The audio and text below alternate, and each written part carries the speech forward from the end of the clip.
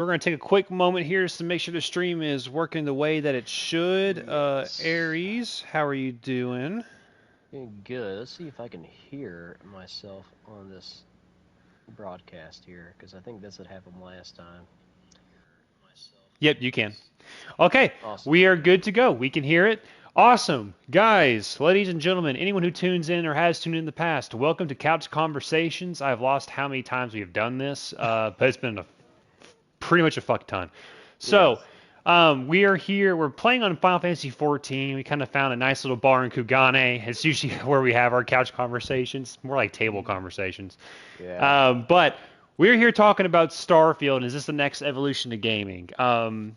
Quick tidbit. Thank you guys for coming. If you find this video interesting, this is more of like a podcast centered video. So we're not going to be doing a lot of moving in the game. We like to kind of sit down and just talk shop about what's going on in the different gaming news in the world, and I hope you like it. It's a little bit different, I know, but hope you like it.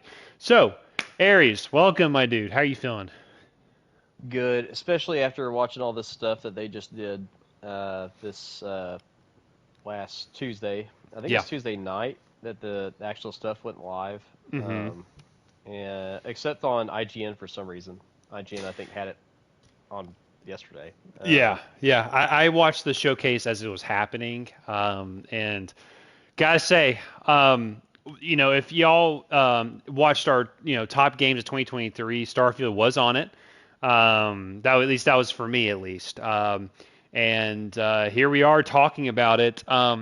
Aries, I think that a lot of people would agree that the reputation of Bethesda, especially in our eyes too, has been very much it's it's been chaotic. It's not been very trustworthy. It's been all over the place. Too much focus on microtransactions, poor gameplay. Looking at you, Fallout 76. Mhm. And we don't really play. We don't play Elder Scrolls Online. So that's a whole other side of content that we don't really see. But in the grand scheme of it all, Bethesda's just really their perception in the gaming world has definitely declined the past few years. Yeah, it's basically just been like insert foot in mouth for every title that's came out basically since Fallout 4 from them. And like yeah, and I don't really even know too much about Elder Scrolls Online. I think I hear some people say they actually like it, some people say they didn't, um, but I mean still that it has a community.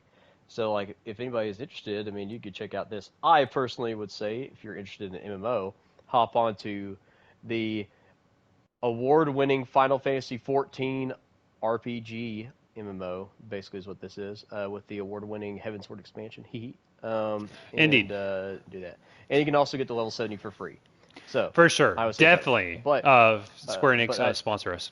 yes, yeah, please. I'm buying Final Fantasy 16 sponsored, Yeah, but yeah, I think it's they've definitely had a lot to lose on this one, and from everything that I think we saw, they basically did a complete 180 and are going in the right direction from what it looks like. yeah. Because here's the thing. Cyberpunk was the hair that broke the camel's back for me, and there was something very interesting that we talked about the other day that you may remember, Aries. That there's something about games when they showcase themselves, they always say may not be in the final build, or this is it's an early build, things are subject to change. And from what I've noticed, if that may have been in the very first like early video that Bethesda released on Starfield. But to be quite honest with you, I've not really seen that as much in their trailers. It actually could be a big thing, and I just need to double check on that for sure. I'll probably do that as we're Hmm. talking a little bit more in depth with Starfield. But here's the thing that's blown me away. As misleading as Bethesda has been, not only about 76 and some other games, um, here at Starfield, they really set the tone and actually set the example of what a showcase should be. Um, Fallout 4, if you look at that game, they did an extremely well done showcase for that. It was Yeah. still very Todd Howard central, but I think that they veered away from the focus on Todd Howard himself, and let the, as you said the other day, Aries, let the developers speak for themselves. Yes, it was so much better. Like, I mean, everybody likes Todd for the most part, and Todd's done fantastic stuff for gaming in general, especially since he's been the game director there for however many years he's done it. But uh, it was just it was a nice change of pace to have him do the big points, do the big sell, and then have all these other guys who've been working really hard on the game basically start to kind of creep in, and they started talking a lot more in the showcase, which was nice. That doesn't happen very often. You'll get the audio director or something like that. He talks for 5 seconds and then it cuts back usually to the main guy.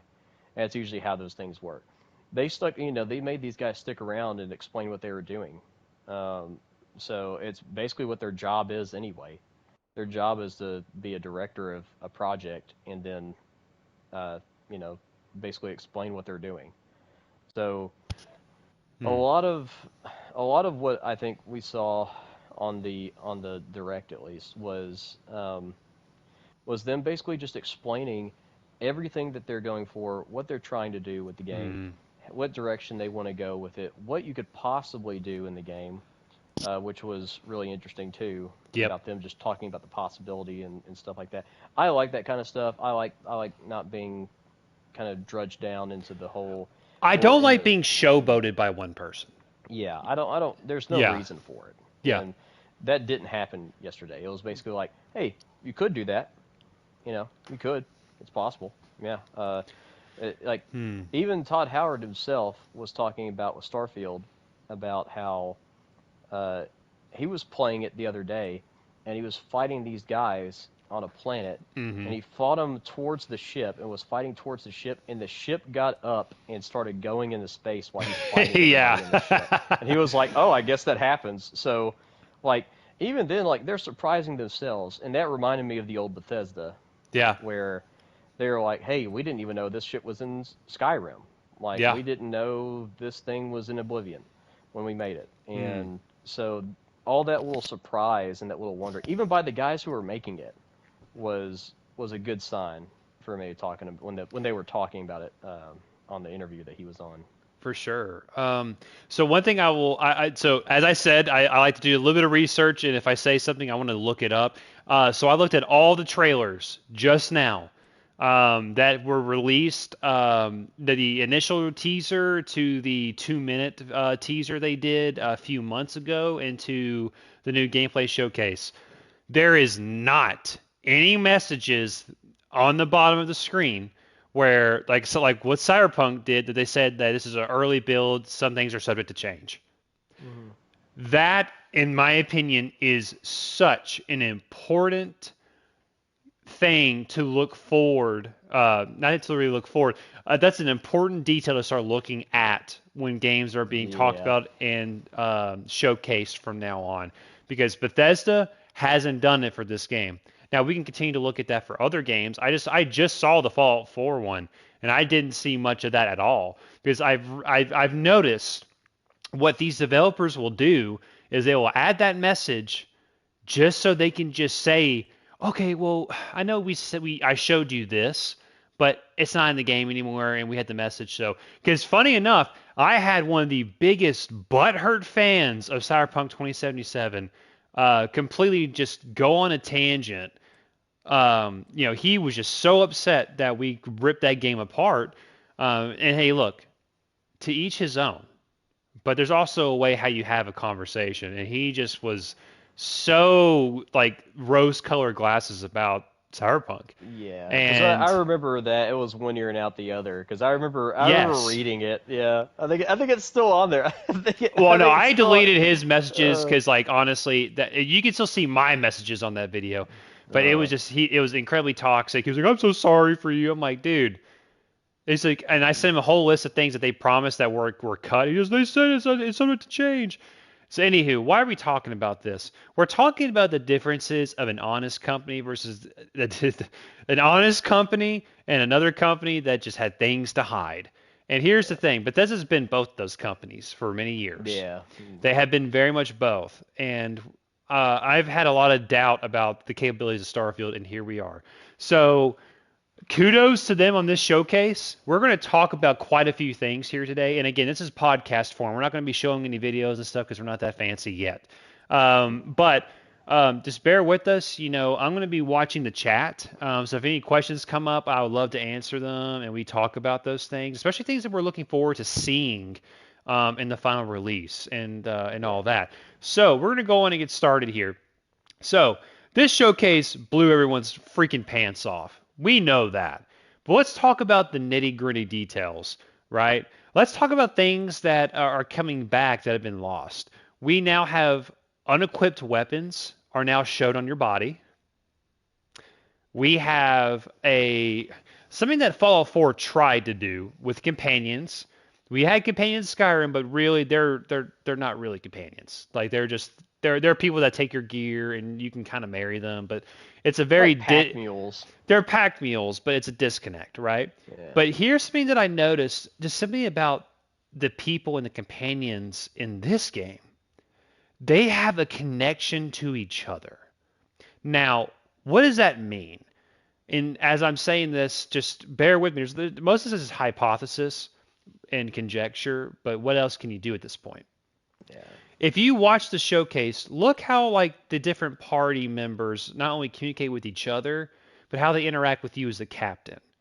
What you are noticing is that, and we'll get into that conversation in a second because we just had a conversation about Fallout 4 companions, and in my opinion, just how not great all of them were, but not only that, they were very disconnected from the other party members around them because their whole existence is based on their personal story and their interaction with the main character, not much of anything else. There's obviously going to be some things they say about like the main, missions and quests in Fallout 4 that they had comments to make on, but in regards to other companions, not as much.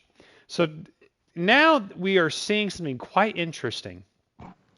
The companions are not only diverse, but they look like they mesh well together very fluidly as a unit. Now, we know a few of them. One is with Constellation, and I can pull up some names here. Good old Ares, if you can pull up some names of like the companions real quick, I'd greatly appreciate that as we just kind of talk about them a little bit. But for me, the biggest disconnect with Fallout 4 when it came to companions is that, yeah, you can get a whole entourage of people at your back, but they did not seem very well connected to the other companions in your group. Obviously, because, you only take one companion with you out into the wasteland, or the Commonwealth, excuse me, to, do missions and they interact with it. If you make a good choice, they love you more and they want to romance you and all that shit. But it just felt like Fallout 4 was a game that was based upon what is your opinion of a synth. That was the main question.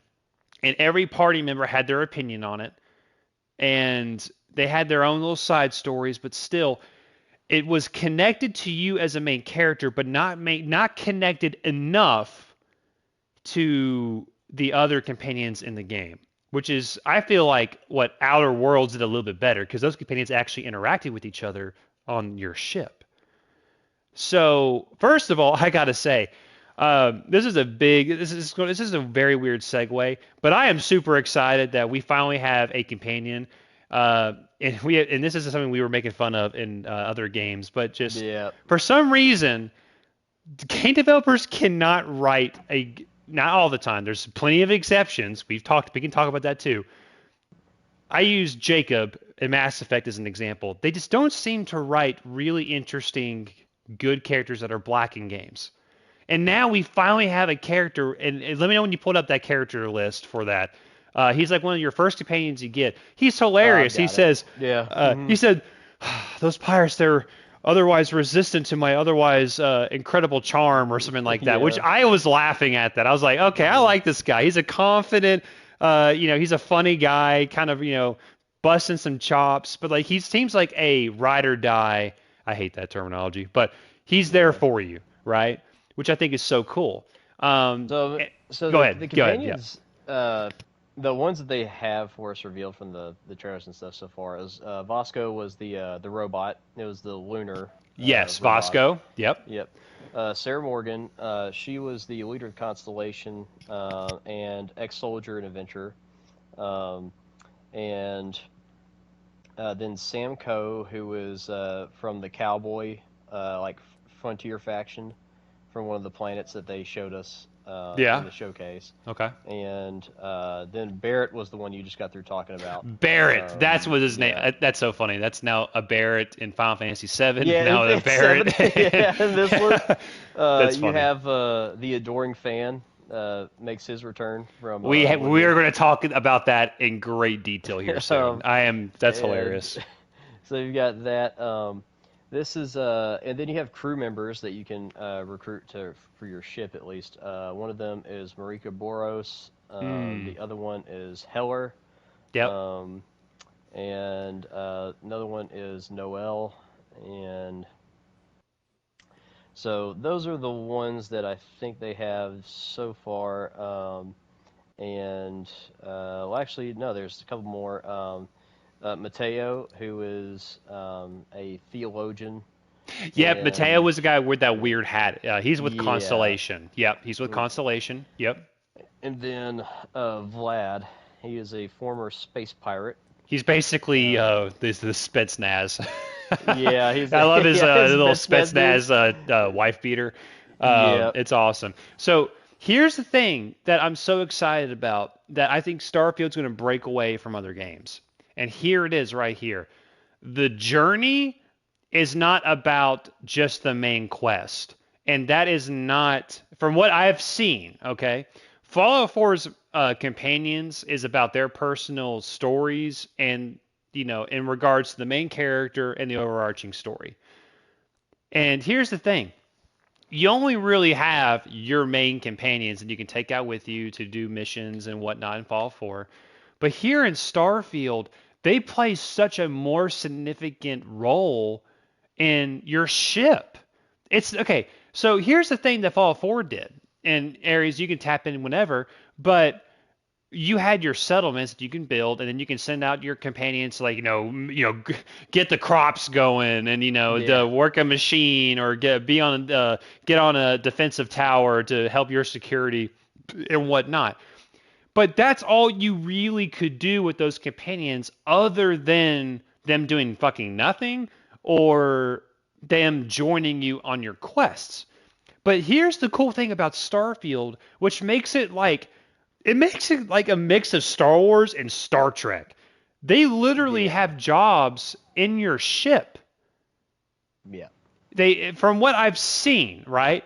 Because there's different pieces of the trailer where you can see them, like, they're in their little they're in their seats talking about the different pieces of the ship is activated, we're good to go, things like that. So you get that very cool Star Trek feel of you being the captain and they being your subordinates, and they just following the orders and and some of them have actual skills that benefit flying, piloting, the lasers and whatnot, which makes me lean more towards that giving them certain jobs on the ship make your ship that much stronger. So right there,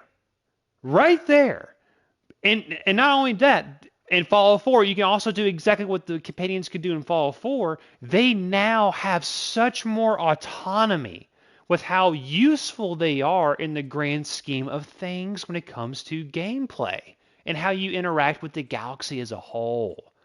Do you see what I'm saying here? Like, they're more than just a placeholder for your settlement when you're not using them. They can be now because they had that experience in Fallout 4. But now they function more than just that. They have a purpose on your ship. They have a purpose in your party outside of just the main story. I know that sounds weird, but tell me your thoughts on that, Aries, because I'm very yeah, curious. This is what makes you really excited about. Go ahead. yeah. Because like and I imagine once you actually get them onto the ship and you recruit them and everything like that, because I imagine some of those folks will not be on your ship to begin with. Some of these guys, I think, especially that one guy, Heller. We already see where you have to go to a certain planet and recruit him. Like you have to get Yeah. him off the planet It's like for a him to mission you go have to onto the ship. do. Yes. Yeah, I imagine that's going to be a main mission, a main story mission where you go to a planet, you do everything you find there. You probably have to repair something, and then he like comes aboard because he's like, "Hey, I'm literally stuck here. Let me come with you instead." Yeah, I think he And was you're like, injured by like pirates or something. And mm-hmm. so that's another thing that's so important here, Ares. There is a main companion group and then there's crew members. Yeah, that, It's not just the companions you get that are like, "Hey, we have a story here, so that's all you get." No, even minor characters, you can have them as companions or they are in your crew. that's very. I do like that because it does remind me of Mass Effect and how Mass Effect kind Yeah, of handled that things. is true. That is very true. And Like a because like Doctor I mean, Doctor Chalk was. You yeah, can Doctor actually Chalk recruit her was back in Mass Effect yeah, 3 to your ship. She's a ride or die companion, not homie, companion, but yeah. crewmate. She's a crew member, and like you can do it with you already have your crew for the Alliance 2 and like 3, but like you can have more people like join the cause and stuff like that. So it did remind me a lot of the Mass Effect 3 days, where you already had people that would go with you on the missions, and then you had the regular crew who were watching the Normandy. And like it makes perfect sense because not everybody is going to be like, oh, let me man the engines, the hyperdrive, the weapons, and then let me go out with you. Like that's a lot for one person to do realistically. Yeah. So I do like how they're kind of spreading the wealth there a little bit on the aspect of people being able to do that kind of stuff with you, and you already have your combat buddies too. So like the guys you wanted to go out with you in the planet, tag them along with you, do all that sort of stuff. All that shit's good in the broad spectrum of what you choose to do with those people. And I think that's a lot better than just being like, all right, I got 3 people on the ship. One person's going with me. The rest of you guys watch the ship. It's not. I mean, this isn't fucking Jedi Fallen Order where it's just you. Like it's just like you have people with you. And that's And what like, makes it feel like it already yes. feels like the Star Trek thing, where you don't just it's not Captain Kirk beaming down to a planet by himself. You've got your buddies with you.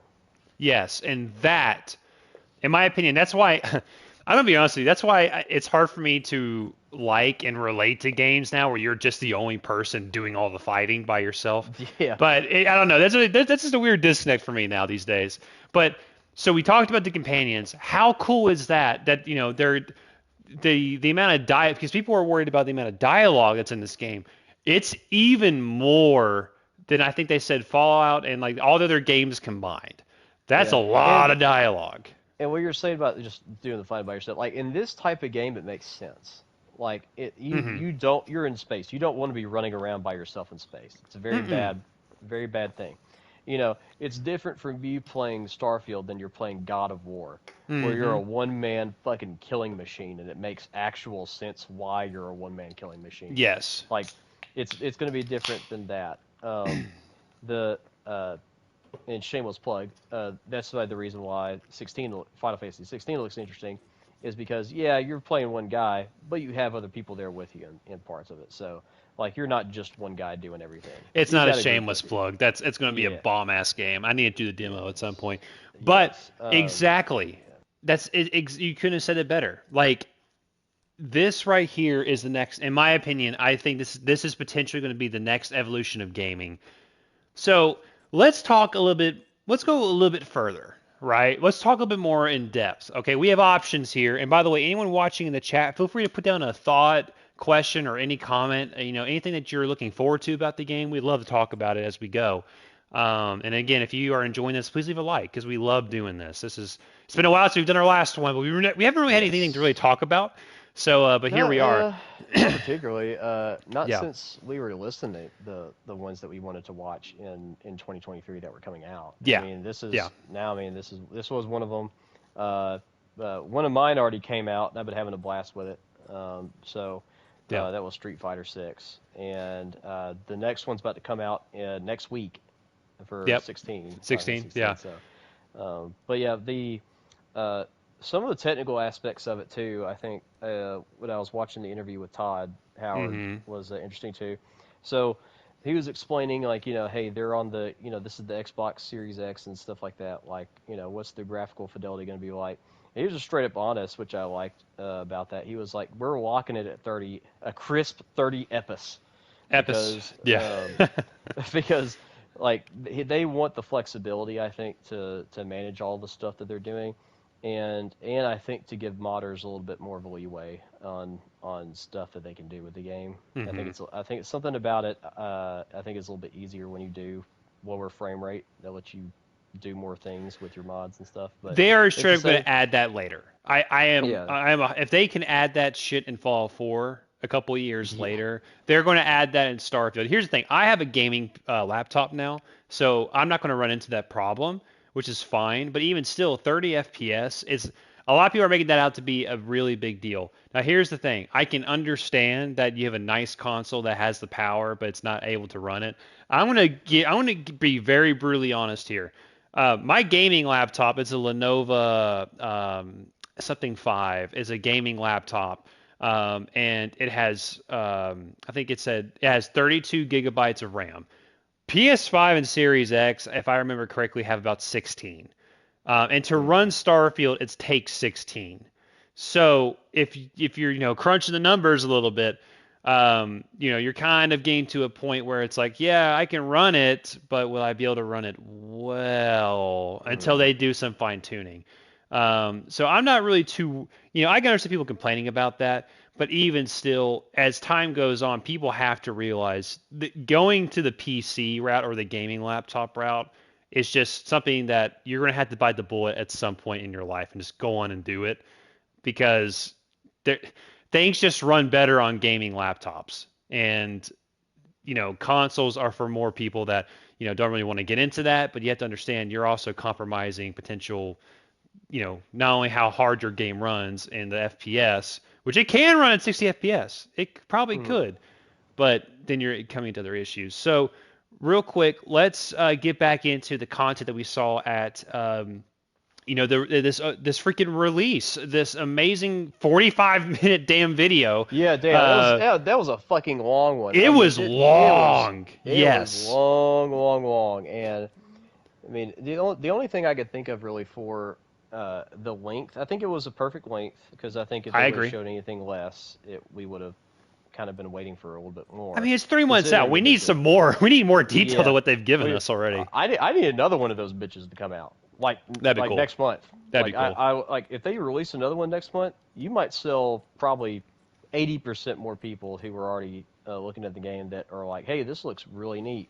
Yeah. Well, if you release another one of those things, I guarantee you somebody's gonna be like, yeah, I'm gonna play it. Like it's just like there's no Yeah. question about it. I'm gonna play it, and that's a thing I liked about the beginning parts of the showcase where they're just kind of introducing you to different things that they're wanting to do. Mm. They're talking about the exploration aspect of it.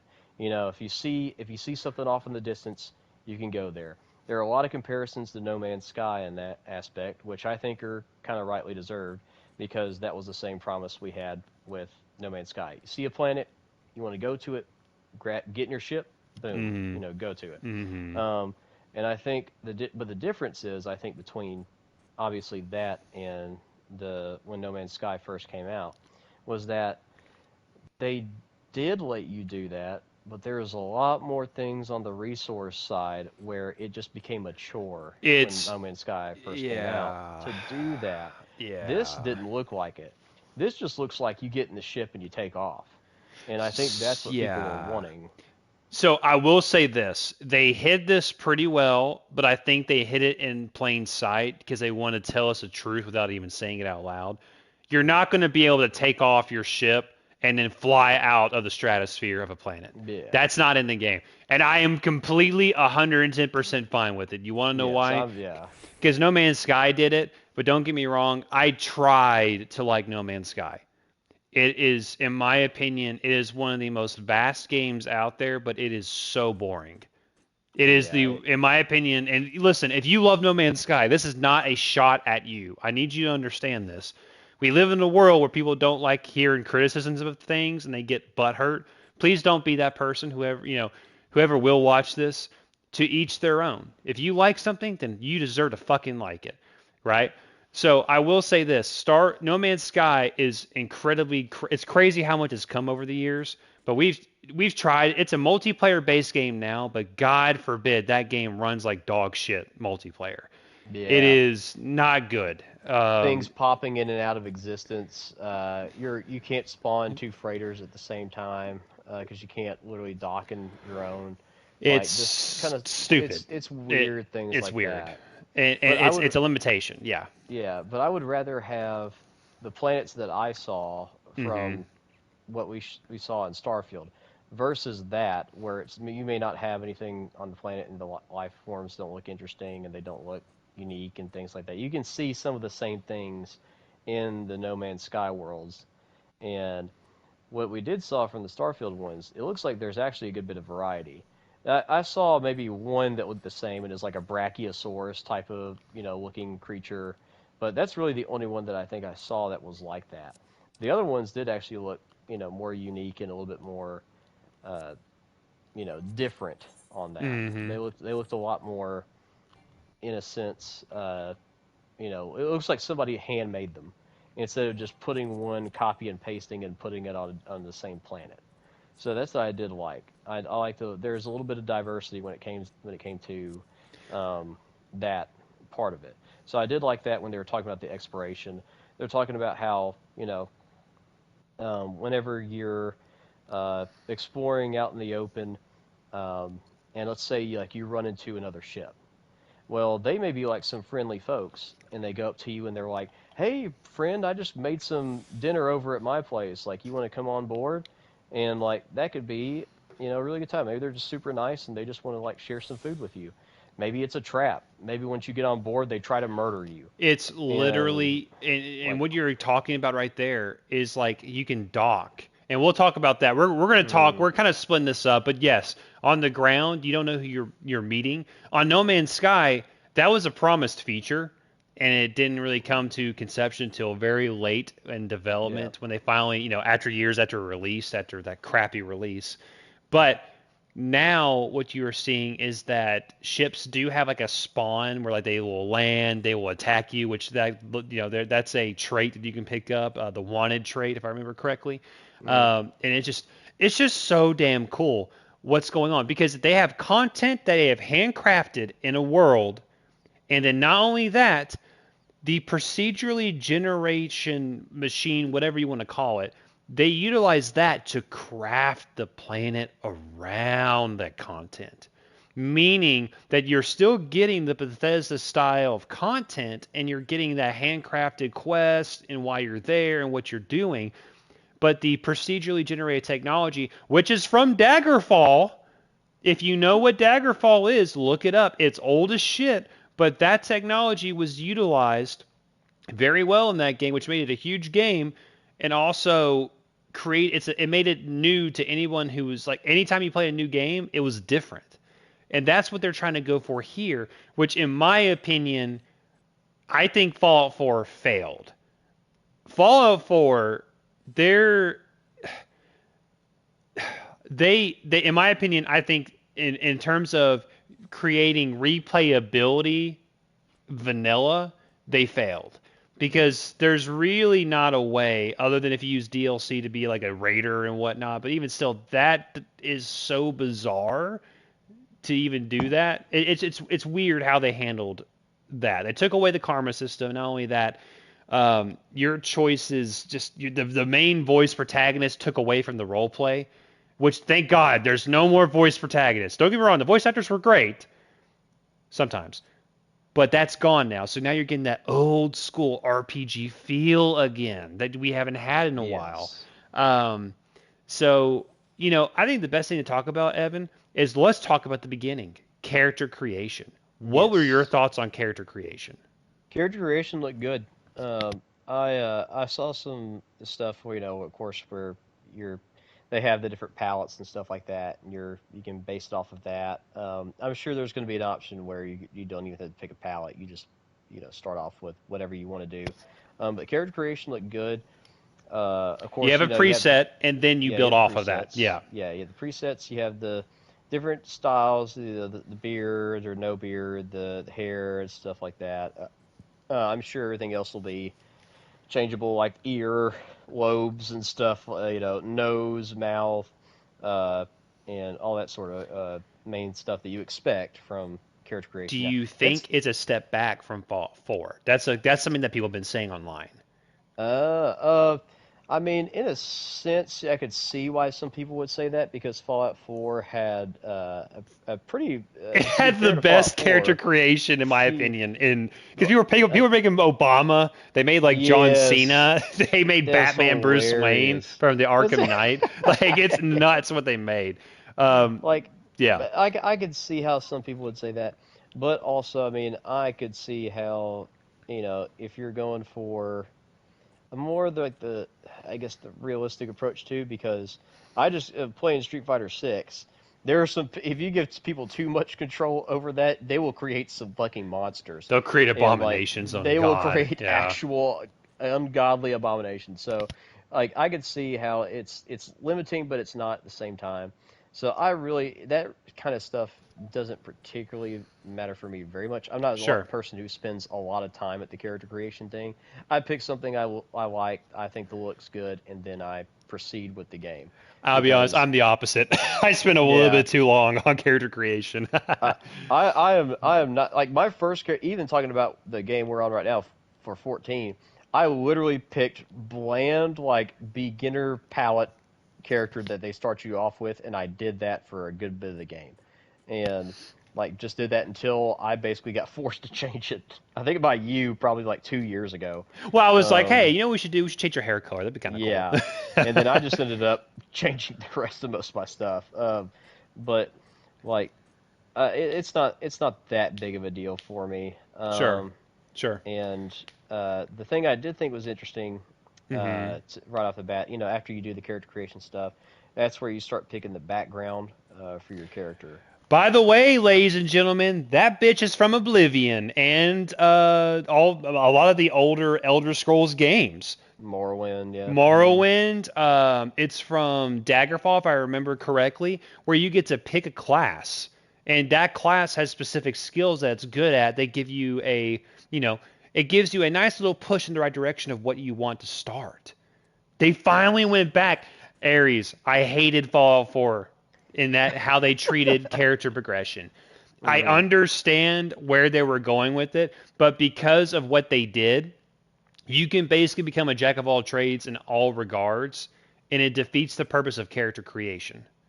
It defeated its own purpose of replayability. When you give the player the ability to be God and be able to Yeah. max everything out, there's no longer a iota amount of replayability, in my opinion. Unless you're using mods, I've never replayed Fallout Mm. 4 on vanilla when I had mods. You don't Yeah. play Fallout 4, in my opinion, that's just me. I may other people may be different. You don't play Fallout 4 vanilla once you have mod access. You mod the shit out of it and just make your cool Ghost, Modern Warfare, Star Wars mod, whatever you want to do with it. That's what you do with it. And now they finally went back to what they're good at and what works is the traits, your class, what you start off with. But go continue on. I'm with you, bro. Like that is so good. Yeah, because that's the thing that I like is just you know you don't. I mean, like you're saying, you don't have to be a jack of all trades and something like that. It isn't. This isn't the all you can trait buffet that you can have with some of these games. Sometimes you don't have to do that shit all the time. You can literally have something where you go, hey, this is your starting palette. Here it is. Hey, if you start leveling up and you want to put it into something else because you don't like it, fine, you can still do that. But here's your starting stuff. Have fun with it. If you really like it, spend all your stuff in that and level that up. Make sure you're if you like a certain weapon, you're getting those skills up too. But I just like the fact that they're going back to more of the OG stuff with just this is your starting frame that you have. Do with it what you will after that. But if you want to get an extra start in something like this, here you go. And that was the better uh, the better route I think to go with, especially something like this, where you're going to be spending probably, I think, just speculation on this. Mm-hmm. I think you're going to be spending a lot more time uh, doing pure management on some of those traits than I think people are not going to be thinking that you are, because it is a Bethesda game, and what Bethesda really likes to do on your your traits and stuff that you get from your skills, or skills that you get from your traits, Mm-hmm. is that you do have to kind of pick, like, do I want to do this or do I want to do that? And without the mods, at least, if we're talking about this vanilla when it comes out, Yeah, just purely then vanilla. Yeah. yeah, purely vanilla, you're going to be doing that, and you're going to be making some choices on that. So, but yeah, I liked it that they were picking your background. You have a story for your background too. Obviously, you could see the descriptions of it when you're going through and looking at the showcase. But Mm-hmm. um, giving you different backgrounds for your character, I already like that. Another thing that Mass Effect does is do that for you too. Yeah, Um, that is true. and You have like and three they options yeah, for and they like the mention it too. story. For Yeah. story, that actually plays a big part of like what your starting Paragon slash Renegade points are allocated. Hmm. And not only that, you have a class you can pick. But you know what's really incredible about the whole thing that we're talking about here, Aries? That you've probably noticed this, but I'm going to say it out loud here is that they're going back to Oblivion's style of progression. Yes. And Skyrim, by the way, and Skyrim, Yeah, and Skyrim. Yeah. where you do something, you get fucking better at it. Yes. That is, in my opinion, is why Fallout 4 failed in terms of progression, because and you can argue that Fallout 3 was kind of the same way, and New Vegas was the same way. It was, but then again, Fallout 3 and New Vegas handled it better than Fallout 4 did, in my Hmm. opinion, because it was based on a Yes. scale of 1 to 100, and you level that shit up over time, um, which makes sense. But I've always liked the trial by fire experience system, where like if you want to get better at shooting guns, pick up a fucking Glock. Learn how to Yeah. shoot. Like that's how you get better at it. And that's what they're going back on, because you can see multiple times and through the gameplay, again, 45 minutes worth, you can see that Hmm. like, as if someone did a stealth kill and they did a stealth attack. They shot someone or stabbed someone in stealth. You saw the bar go from like, hey, 0 out of 10 kills needed to increase your skill, your stealth skill. We probably need a little bit more explanation of that, unless that's just like a weird like It may be like a challenge thing it's like a to get challenge thing. you. But what I'm Yeah. seeing is that you utilizing that, maybe that helps you get skill points when you do those challenges. Because I don't Hmm. think they would put a challenge just for the sake of a challenge. You get some reward, which usually from challenges, doing something a lot of times, you net an experience point in, which I think that makes a lot of sense.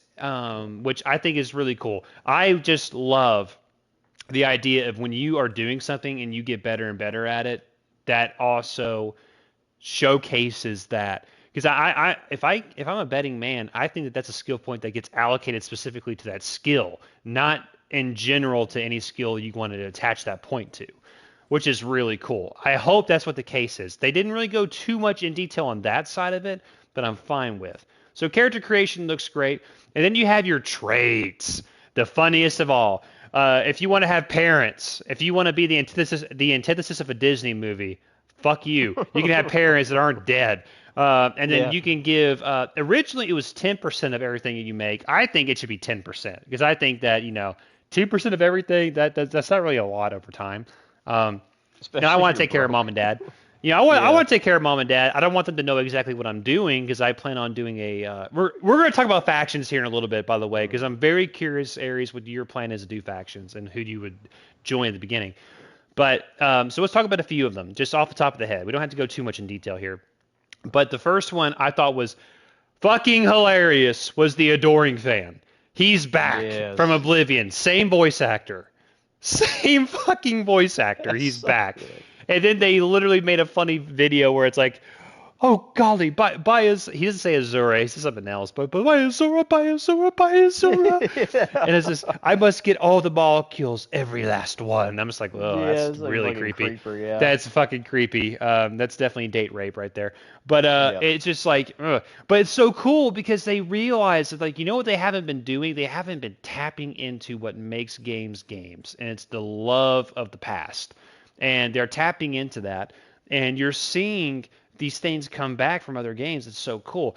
I'm calling it right now. I know this is just me. I may be dead wrong, but hear me out. I have money, actual money, but I'm showboating here. I think that there is going to be a planet that's Skyrim based and lore based. That'd I be think pretty neat. there's no way you can't do that with what they've done. A whole fucking galaxy where you can like travel the whole galaxy and whatnot, 1,000 planets. There's no way they didn't think. You know, it'd be hilarious. What if you're a fucking astronaut and just land during the fucking Civil War of Skyrim? Yeah, Like, the Stormcloaks and the Imperials just it's the yeah. Skyrim like the chants and shit. And like you Oh fight the my god. Dragonborn, he has like he basically has like the equivalent of the Force. Like I Yeah, mean, I'm just saying, I think that's actually going to be I'm calling that. That's going to be an Easter egg. That or some. Um, we'll talk a little bit more about that in a second because I think there's another Easter egg that's going to come up because I think Earth has been basically scorched because you see like the arches that's like basically decrepit and falling apart. I think that you're going to go back to Earth. You're going to the Sol system. You're going to go back to the Sol system, and I think Earth is basically, it's basically a desert, and that'd be kind of cool to see if that, is like Fallout-esque. That'd be kind of funny. But no, it's just so cool what you're going to be able to do. So you have the adoring fan. So that's one trait, which is really cool because he gives you a bunch of gifts, but you just have to deal with his, pros. You have the adoring fan that worships the ground you walk on and gives you gifts. Negatives. You have an adoring fan that doesn't shut up. There's that. You have the parents that you can go visit them whenever. Now, here's the thing. Here's my worry about this. Okay, this is actually a big worry of mine. How in depth is it actually going to be? Is there going to be times to go back and see them? If you have a romance partner, can you bring back your partner to your parents and like, hey, let's have the family barbecue and talk about how we just massacred an entire innocent civilization? But hey, I'm yeah. married to I'm gonna get married to this chick here. Isn't she hot? Are we gonna have the family awkward barbecue? It's like, hey son, you gave me like 10 million credits. I know it's only 2%, but I'm very curious where you got this money. I saw blood on it. Yeah, That would be really funny. that would be. It's That'd be like you're funny. just handing them blood money, and they're like, "Oh, where'd you go?" And it's like, they thought you were the vicar of Christ on Earth, and it turns out, you're the actual fucking devil going around and murdering everybody in Yeah. the solar system. Like, you know, I'm it hoping that there's depth to it, is what I'm saying. I hope that yeah. if that's actually a trait that you can have, I hope that it's actually in depth that like changes over time, that it matters Because to choose that. And it's not yeah, just a gimmick you do once. You know what I because mean? I think yeah, because I think if it's something like where they just give you gifts every now and then, it may not be as good as what people are saying, unless those gifts are just fucking amazing, unless they're just giving you like really good shit, Yeah, and I doing think all that'd be that. really cool, and also that I think it'd be really cool to see that depending on what class you choose at the beginning, it affects what your parents' vocation is in life. Like if you Yes. choose the chef, like your mom or dad work for fucking Gordon Ramsay. Okay, that's just a joke, but I'm just Yeah. I'm just I'm just Or saying that'd be kind of funny. his grandson is Gordon Gamsey, and Yeah, like Gordon he's Ramsay, Gordon yes, Gamsey. He's got yes. it's just him. It's like, What? oh yeah, we just we did our little 5-star tour the other day. You should have been there, some shit like that. Like that would be funny. Because that's my worry, and I think anyone would be worried that like you don't want you want something that is very well grounded and something that's very interesting. And I want a trait that you cannot go without. You know what I mean? I don't want a Mm. gimmick. I don't want a gimmick that's like, oh yeah, parents, hi son, and that's it. I would love that. Hey, there's a fucking other trait that you can get. You want to know what that is? You can actually have a starting house on a nice planet, but you have like a $10,000 mortgage. Yeah, You have like like to pay off that. like a shit ton of money. That's actually really funny. I actually really like Yes. that. There's that one. You have the adoring fan. Another trait is that you're basically wanted. which that's actually one of my favorites. Is where when you have low health, you get a massive damage buff, but you have these bounty hunters or whoever like landing on a planet and attacking you randomly. That actually is really cool, especially if you're going for like a Han Solo type character, where like Yes. your ass is wanted, your ass is grass. So like people are gonna chase you down, want to take you out, and like because that makes me think about something else too. I want to be a fucking bounty hunter, which you can be a bounty hunter. They haven't really talked about what that looks like yet. But by the way, your little companion is just freaking out. Can you put that away? It's distracting Yeah, me so I bad. was saying the toy Alexander's just like It's just going up and down. No, but like I really hope that you know what these different traits matter. Like what's your favorite trait? I'm curious. What's yours? I mean, mine was, I think from out of all of them at least, mine was the one where if you pick it, you have like I think it was like an expert like piloting thing. It gets you like the extra stuff you can do with the Yeah. ship and stuff. Like you get to put more points in like your ship's like mechanics and how you want to like do it while you're in the cockpit. Yeah. I like that one. That's probably my favorite one that I saw because I do think the ship's going to be a lot more important this time around for this when you're in space and stuff. I don't think they're just going to have it as basically your taxi, which is kind of what it felt like in other games where you are the Yeah, ship. talking about the ships is the next big thing we're going to talk about. So that's your favorite, right? So Yeah, being a better that's pilot. Yeah. yeah, that's my favorite. The one that I think was definitely interesting was the parent one. I think Yes. that's a very interesting thing because that hasn't really been done before. Yeah, the last time I remember a game where you have a parent that's a choice is Mass Effect, actually, where your Yeah. mom is actually in the Alliance fleet. And if Hmm. you chose that background, like in Mass Effect 3, you actually get to meet her. And I'm pretty sure there's like maybe a mission here or there where you actually get to do something. I don't know that detail, but it's really cool. So let's honestly, Ares, just hear me out. Hmm. Let's just jump right in. Fucking space and the ships. Hmm. Yes. Let's talk about customization. Yeah. You take it away, cause holy shit. Yeah. There is some shit to unpack here. So, um, basically, from what they've shown too, they showed the starting ship. It looks like a which the creator from the showcase is talking about how they're observing the NASA data and stuff. How they want something to feel a little bit more real, but still make it kind of Lo-fi, not cool. sci-fi, which is Yeah. excellent. They called it, I think, Space Punk or NASA Punk or something like NASA that. punk, that's it. Yeah, Yep. where it's got the real feel to it, but then you've got all this wacky shit on there too to still make it, look cool but believable Yeah. and grounded. So the first ship looked good. When they showed how you could start customizing the different parts of it was where I Mm. got very interested in it Same. because Same. they you could take out the headpiece, put a different part in there to make your part bigger for the crew. You Mm. could add stuff to the ship to make you have like crafting on the ship and different parts make it look different inside the ship.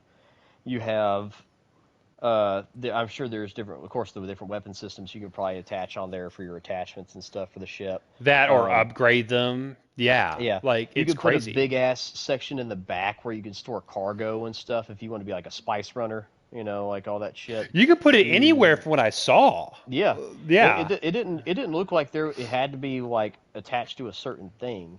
It just looked like that there was a actual part where you just build from the ground up, and you're building all this stuff on it.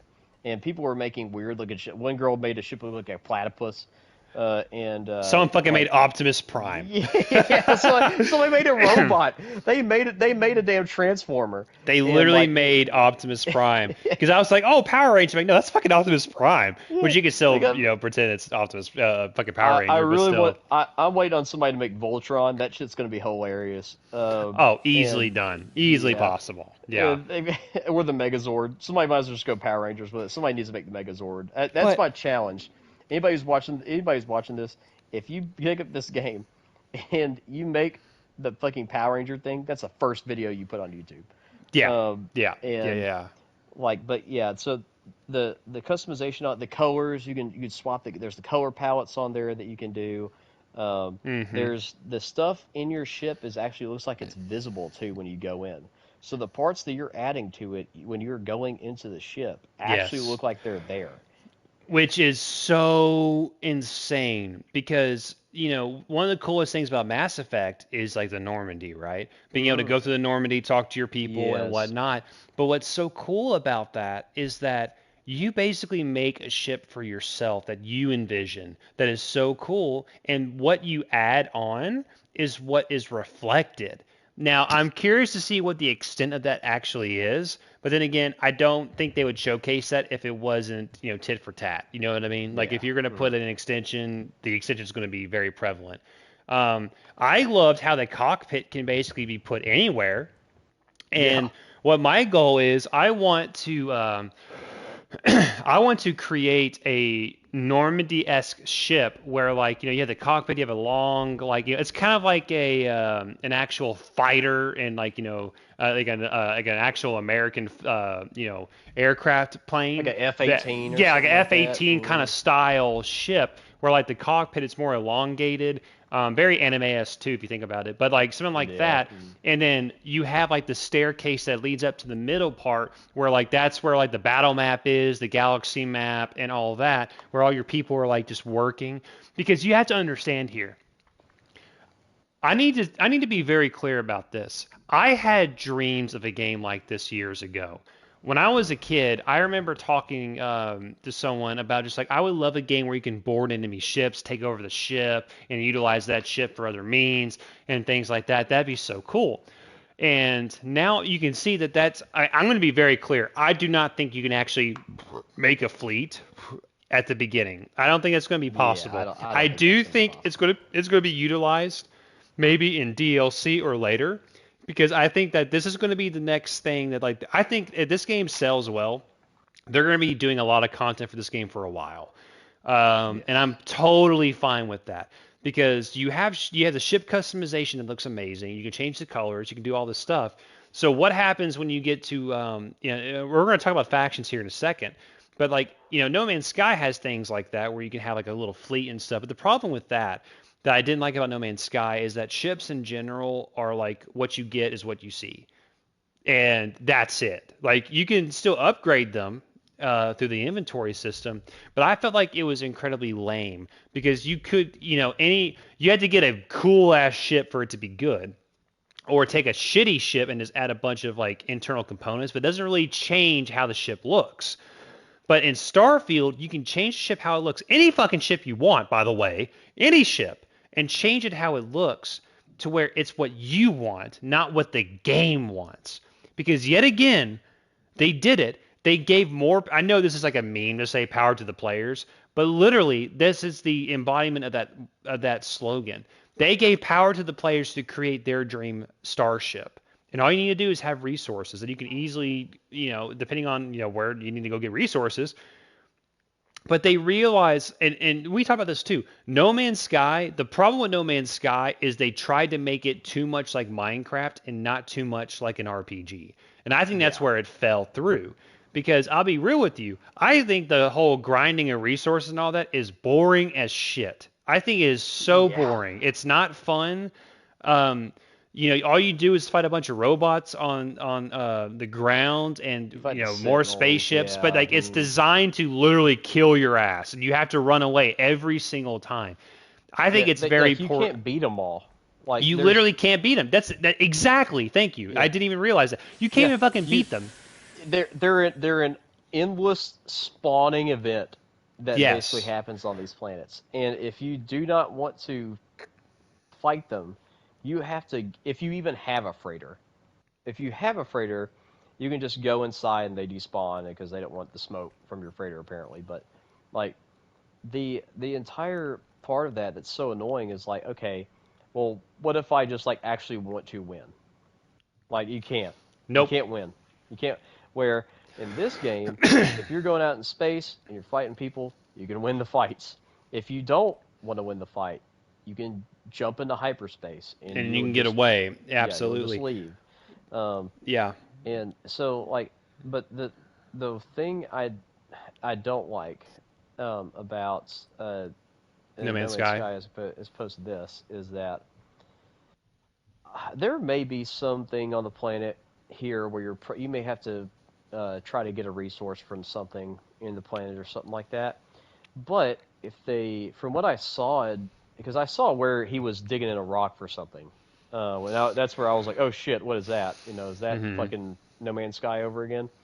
But it didn't look like there was anything that he actually got out from that besides like one thing. So Oh, you're talking about iron. Yeah, he found yeah. iron. That was like a specific node that he came across in the open world, which you Hmm. know what I like? Do you remember how Final Fantasy? Okay, by the way, guys, there's the reason why I'm making this weird segue. So Final Fantasy used to have a big number problem, where like the damage Yes. was just catastrophic, large amounts of numbers, right? Especially in this game, yeah, they had to Yes, lower it for Endwalker, they yeah. had to lower it, but they did that because it made it more concise, made it flow better, and it just made more sense. You didn't need all that extra damage because you lose track of like what good damage actually looks like. Yes. Now, so why does that matter that I said that? Starfield has realized, and Bethesda realized one simple thing. If you need to gather 6 million ingots of iron, you're going to lose people's interest. Like straight up, you're going to Yeah. fucking lose people's interest because if this is not Minecraft, okay, and that is the biggest thing I'm thanking God for right now about Starfield. From what I've seen so far, it Mm. could change, you never know, but from what I've seen and from as they were mining the iron node, you saw they didn't get a lot of iron from that. But because of, and you saw like if you're upgrading your ship, like what it requires to upgrade it, like certain resources and whatnot, it's not that fucking much. Yeah. So what I love about that is they consolidated the ratio of items needed, like resources needed for an item that you want, which I love that. Um, and that's what I think differentiates between a Minecraft game versus like an RPG is they took away that thing that just in my opinion you really don't need to make another No Man's No, Sky you don't. because No Man's Sky still exists. If that's what you want, you have it, right? But in my opinion, I think I just couldn't do it. I couldn't do it. It was way too heavy in the resource accumulation game, and it drove me up a fucking wall. Now, here's the next thing I want to talk about, Aries. Unless you had something else you want to say there, just want to make sure because I'm about to move on to something else. No, we can move on to Okay. something else. Increased power to shields. Increased Oh power to yeah. lasers. Increased Mm-hmm. power to guys. Do you not understand how important that is in a sci-fi, lo-fi, however you want to describe it, NASA punk game? That when you have a spaceship, you can consolidate the power of your ship to different important systems. Yes. That is so cool. That means that, if you're just trying to travel around, put that bitch on engines. That's all you need. But if you're about to get into a dogfight, you move your power to focus on shields and the weaponry so you don't die. If you need to escape, put that shit into engines again and freaking jettison out of there. That is so cool because yet again, people will be like, "Well, I don't want to deal with that." Well, too fucking bad because it's in the game and it's super awesome. Because there's no reason why that mechanic shouldn't be there because that increases your role play, that increases the in-depthness, how in-depth the combat is in space. That gives you the choice how you react to a situation. That is insanely cool. And not only that. They added the one thing I dreamed about as a kid boarding ships. You can blow up a damn engine if you have the skill to focus, which I'm going to be getting that skill immediately if I can. Yeah. You can target the engines and you can board their ship, kill the guys on board, and then completely sell that ship for money or add it to your fleet. Now here's the thing. Other than just adding it to a fleet just for the sake of moving like your main ship to that ship, because you can make any ship your main ship. Um, I love that. I'm curious with how far they're going to take that idea. But you can now have another whole level of income where you can sell ships and just take away from people and be an actual pirate. And I'm going to be honest with you. This goes into where like I'm going to make talking about character creation and making a cool character. I'm telling you right now, my character is going to be with the Crimson Pirates. I've Oh already yeah, see, decided. I'm doing Crimson Pirates. I don't care if I don't care if they're even objectively the bad guy. Because even still, you can see in some of their dialogue where like there's like a caveat to why they are the way they are. Because they deserve it. It's theirs.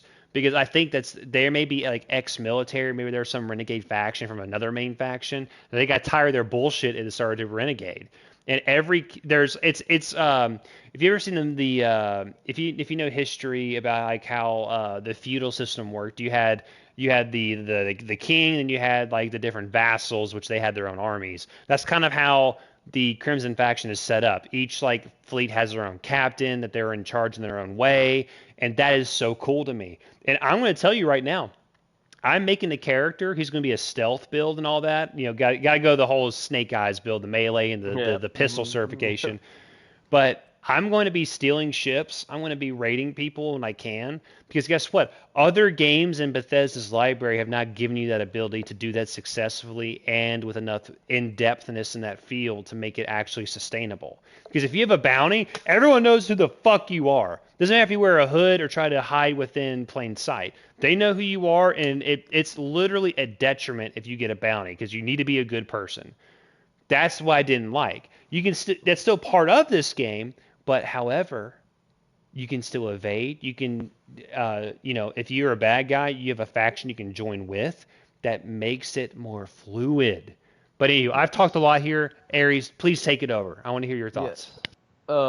Yeah, so the factions and stuff. Of course, there's the UC. I think that's going to be kind of the one that you're definitely going to end up starting off with because that's the uh, I want to say I almost said convocation, but the group the main group that you're starting off with that's on your ship anyway. Um, have them, and then you've got the pirate sections. You've got I think there's another section or another faction that was on the Wild West planet that's on there, and I'm pretty sure that's just like the sheriff section. There's one They're like the faction. neutral, like, how do you explain it? It's like in Mandalorian. You had like that, like, smuggler world. Like they seem like they're good people, Yeah, but they're more neutral in the grand scheme of things, which is really cool. yeah. So like if you cross somebody, like somebody's just gonna be like, "Hi, it's high noon." Like they're gonna do a fucking McCree and try to like duel you or some shit. So that you have that. There was another one that looked like there was a corporation that sells this drug, and when they sell it, like that, they're getting money off it, but they harvest it from like fish, and the whole planet's basically like this big company harvesting uh, fish and stuff, and to make the drug. And I think that's going to be one of the factions is like this big like this corporation that owns the planet, and you can like work for them, and you can help like probably smuggle or sell the drugs to people and stuff. Uh, that's what it looked like at least from what they were showing, Well, and there's smuggling in the game. yeah, that's There's the why I think literal that smuggling. That's why I think that actually works, though, because usually when you work for a company like that in RPG, like they just make you like, oh yeah, hey, you got to climb up the ranks, and once you do, you can become the boss or whatever. And once you're the boss, you do absolutely nothing. You're done with them. Like you've gotten the high as you can, and you get that. But since there is smuggling and stuff like that in the game, then that just means like maybe the higher you go up in that upper echelon of the corporation, like the more you're able to sell, the more money you're making off it. You could sell more to a certain person, and Hmm. they'll buy it from you, or they'll just buy it from random people in the city, like that sort of stuff. So that's why I think it's interesting that they're doing the factions this way. With like you kind of have the good faction, which I assume will be the UC. That will be the good guy faction, and then you have the pirates, which I think will be the bad faction. I think you have that kind of in the middle with the guys on the Wild West, and then I think you'll have somewhere with a very gray area with the corporation. So I Yeah, think, I think corporation. From what I've read, there's a lot. I think it's the UN. It's like basically mhm, the military force. yeah, They are filled with corruption, And here's the biggest thing that I love that yet again, I need y'all to understand something. I love Fallout 4. Okay, I have played that to ad nauseum. I haven't replayed vanilla because I don't like. I played it the first time. I loved it, but with mods, I don't want to replay vanilla, which I think that speaks volumes about a game if you ever want to play vanilla again. But um, factions and just Bethesda games has just always been kind of shallow. You have a bunch of quests. You have a quest line. And once it's done, it's done. They actually worked on that a little bit with Skyrim, where you get these repetitive quests. You can if you want to do it, like if Dark Brotherhood. Once you finish Dark Brotherhood, you then get like weekly quests, or I don't know if it's daily or weekly, where you assassinate people, which you can still kind of live out your Dark Brotherhood thing. There's not really a point, but it's still there, which is neat. But what I really like about Starfield is that the factions are connected in a way that they are the antithesis of each other, but they still flow well together. And depending on which side of the coin that you're on, you still have a legit playable way to engage the world and the galaxy as a whole. Um, because I'll tell you what, I want to be a pirate. I am tired of games that just punishes me for wanting to be a bad guy. Don't get me wrong, you should be punished for doing bad things, right? Just like you're punished for doing good things in a way. But a lot of the RPGs that you see from Bethesda is that it doesn't reward bad players, bad guy players very much. And if anything, they make those factions, in my opinion, I think purposely weak. Like the Institute, I think there was so much potential there for them to be even more interesting than what they were. Spoiler alert here. Spoiler, spoiler, spoiler. If you do not want spoilers for Fallout 4, tune out right now for the next like 30 seconds or so. Your son is basically the leader of the Institute. And that's like your reasoning for really joining them, and that's kind of it. You can then kind of base that on a thing of, oh, well, hey, well, maybe they can be good, but it's all conjecture. All they care about is sense and reclaiming them. That's literally all they fucking do, which is really annoying, and basically making themselves stronger. That's it. Yeah. But you can see you can hypothesize and make conjecture that the other bad guy factions have a purpose, whether it's demented or not. It still gives them a legit reason to exist, and that's what I'm excited about the Crimson Pirates, seeing what the Crimson Raiders, whatever they're called, seeing what they do. Because I'm tired of playing the good guy. Sometimes I probably will still play a good guy, but Todd Howard said something very interesting. You know what he said? You can change a faction's ideology. By your intervention, you can change how a faction operates and how they think. That right there is so important, it's not even funny. One would argue that, well, what's the point of that? Because, if a faction has a set of values, and like just because of your intervention they change it, doesn't that make them less of an important faction or less in depth? No. No, because Fallout 4 is literally the example of that. And did you see how the factions worked in Fallout 4? That's literally what it was. No matter what you fucking did, they stayed to their guns. Yeah. That's it. So now with Starfield, having the option to turn the Crimson Raiders good, fixing the absolute bullshit of just terribleness of the backstabbing UN. There's gonna be problems with that. Maybe stopping the Western faction. I can't remember their name, but stopping them from killing each other in duels and fucking Tombstone-esqueness. That'd be kind of cool too. It's just like what you are doing is you're telling me one thing: a faction is a faction, but they're malleable. Yes, and that is so important. Yes, like even then, like as much as I loved like Dragon Age and stuff like that, there's places where you'll go in Dragon Age where you're like, oh well, maybe I can convince that person to like not do this, and you have to do very specific choices, but sometimes you can't. Mass Effect is the same way, but with Mass Effect, I mean your Paragon's got to be through the roof, or your Renegades.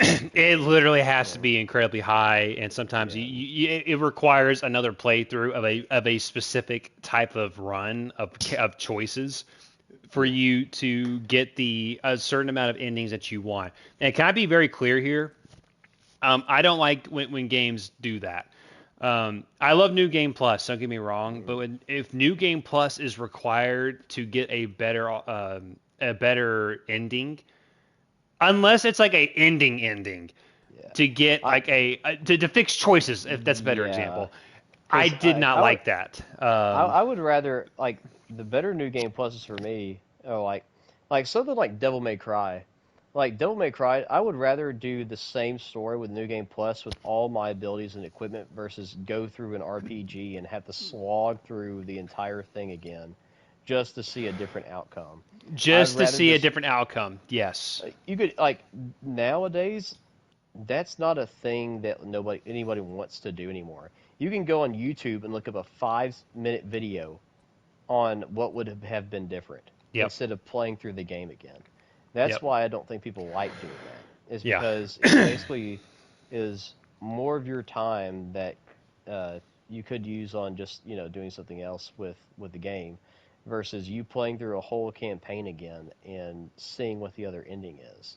Some games it can work out like that, like Nier, and things like that, where you're encouraged to do it because there are so many different endings to the Nier games. But Yes, like, but there's a purpose to that. It's yeah, not based upon that you had lackluster attributes or stats yeah, that basically bottlenecked you from making decisions that you wanted to make. It's based upon a thing of you replaying the story in a certain way that like you get doing something a little bit differently. You can see something different happen. yeah, That makes um, sense in that regard, but in the grand scheme of an yeah, RPG and on a numbers basis, that can get kind of frustrating. But what I like about that is in Starfield is that depending on how you are, not only who you are, like your background, but like your stats and diplomacy and whatnot, that can help with that.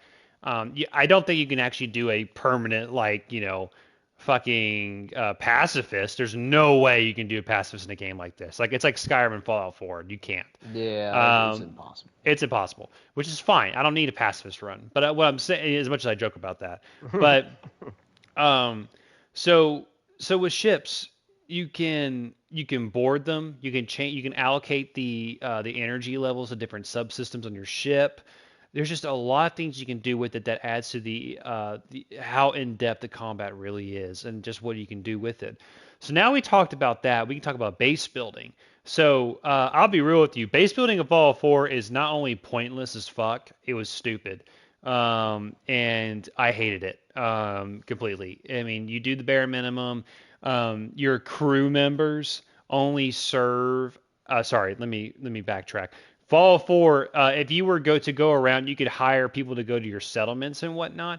But even still, that's where you had like a little small thing. Like there's one guy in the main hub in the Commonwealth where he's just like, I can't drink water. I need Nuka-Cola, and you can literally say, just drink water.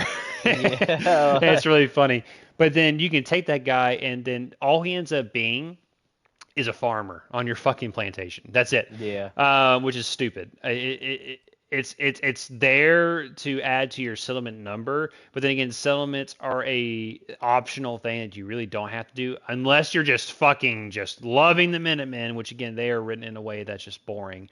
Um, so now you can hire all these crew members, which we talked a little bit about that. Let's talk about this a little bit more in depth with that. There is something so interesting about being able to hire crew members to be a part of your ship that help your systems, that are there on your ship, that you had a mission with them, that you hired them, that they are there, and a lot of them can actually be party members, not outside just the main cast. So, what's so cool about that is that you have a crew that you know. You have a crew of buddies that you have a relationship with. They may not have a shit ton of quests to do. You don't need that. But what you do have is you have some quests you did with them to save their life or whatever. They join you. And now they're not just a regular name that's on your ship. They're someone you know that you have experience with that has a purpose on your ship because you chose to give them a purpose. That is awesome. And that is the example that you want to set on when you make a game, that you're giving the player freedom to make their choices, to hire a crew that you trust, to bring in a faction. I'll go on and tell you, they didn't talk about it. I wonder if it's going to be in it. I'm pretty sure that maybe you can be raided on your ship. That'd be really cool. I'm pretty sure that people can raid your base. That'd be kind of interesting because Fallout 4 really dropped the ball on that. It was incredibly uninteresting. But that'd be cool that if you have like a wanted, if you're wanted, if someone, you go back to your home world, they track you down and you have to like fight it out. That'd be really interesting. But all in all, like they are giving you such power to allocate resources to different areas. Like if you have a nice settlement that you want to mine resources, send one of your crew members there to handle it. Um, that is really cool. The only negative, I'm going to be very transparent here, that I can foresee in this game is actually the same issue that I think No Man's Sky had. And the galaxy is so fucking big that I Mm, hope that the galaxy map is actually discernible. It's actually yes. legible, that you can understand where you've been, where you're not going, all that.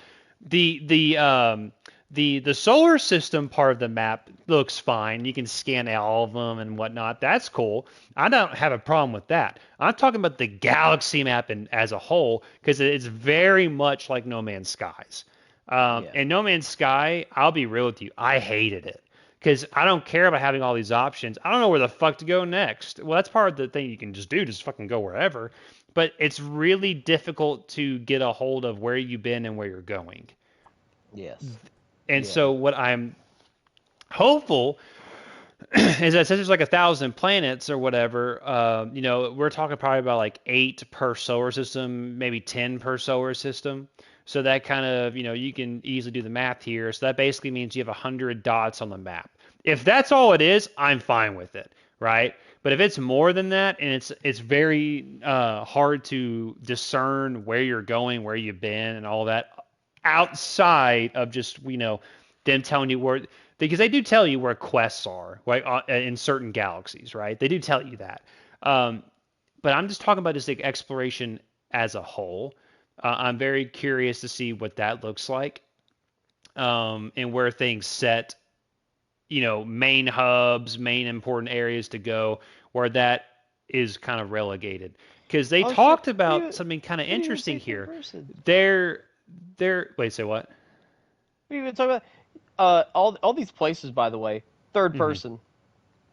By the way, I am so glad you brought third person up. There is nothing more pointless of a game having character creation and it's only first person. Yeah. If I see another godforsaken game that comes out with character creation and it's only first person, I am going to blow a gasket. There is Like what no the point hell? in a fucking game to have character creation when you can't even fucking see their face. One guy, I think it was Big, he was like, Mm. well, if you on Outer Worlds, if you just like don't move your camera at all for a while, it does like a whole 360 pan. I'm like, that's not it. No, that's not the point. The point is like, you get cool ass armors and being able to see it in third person.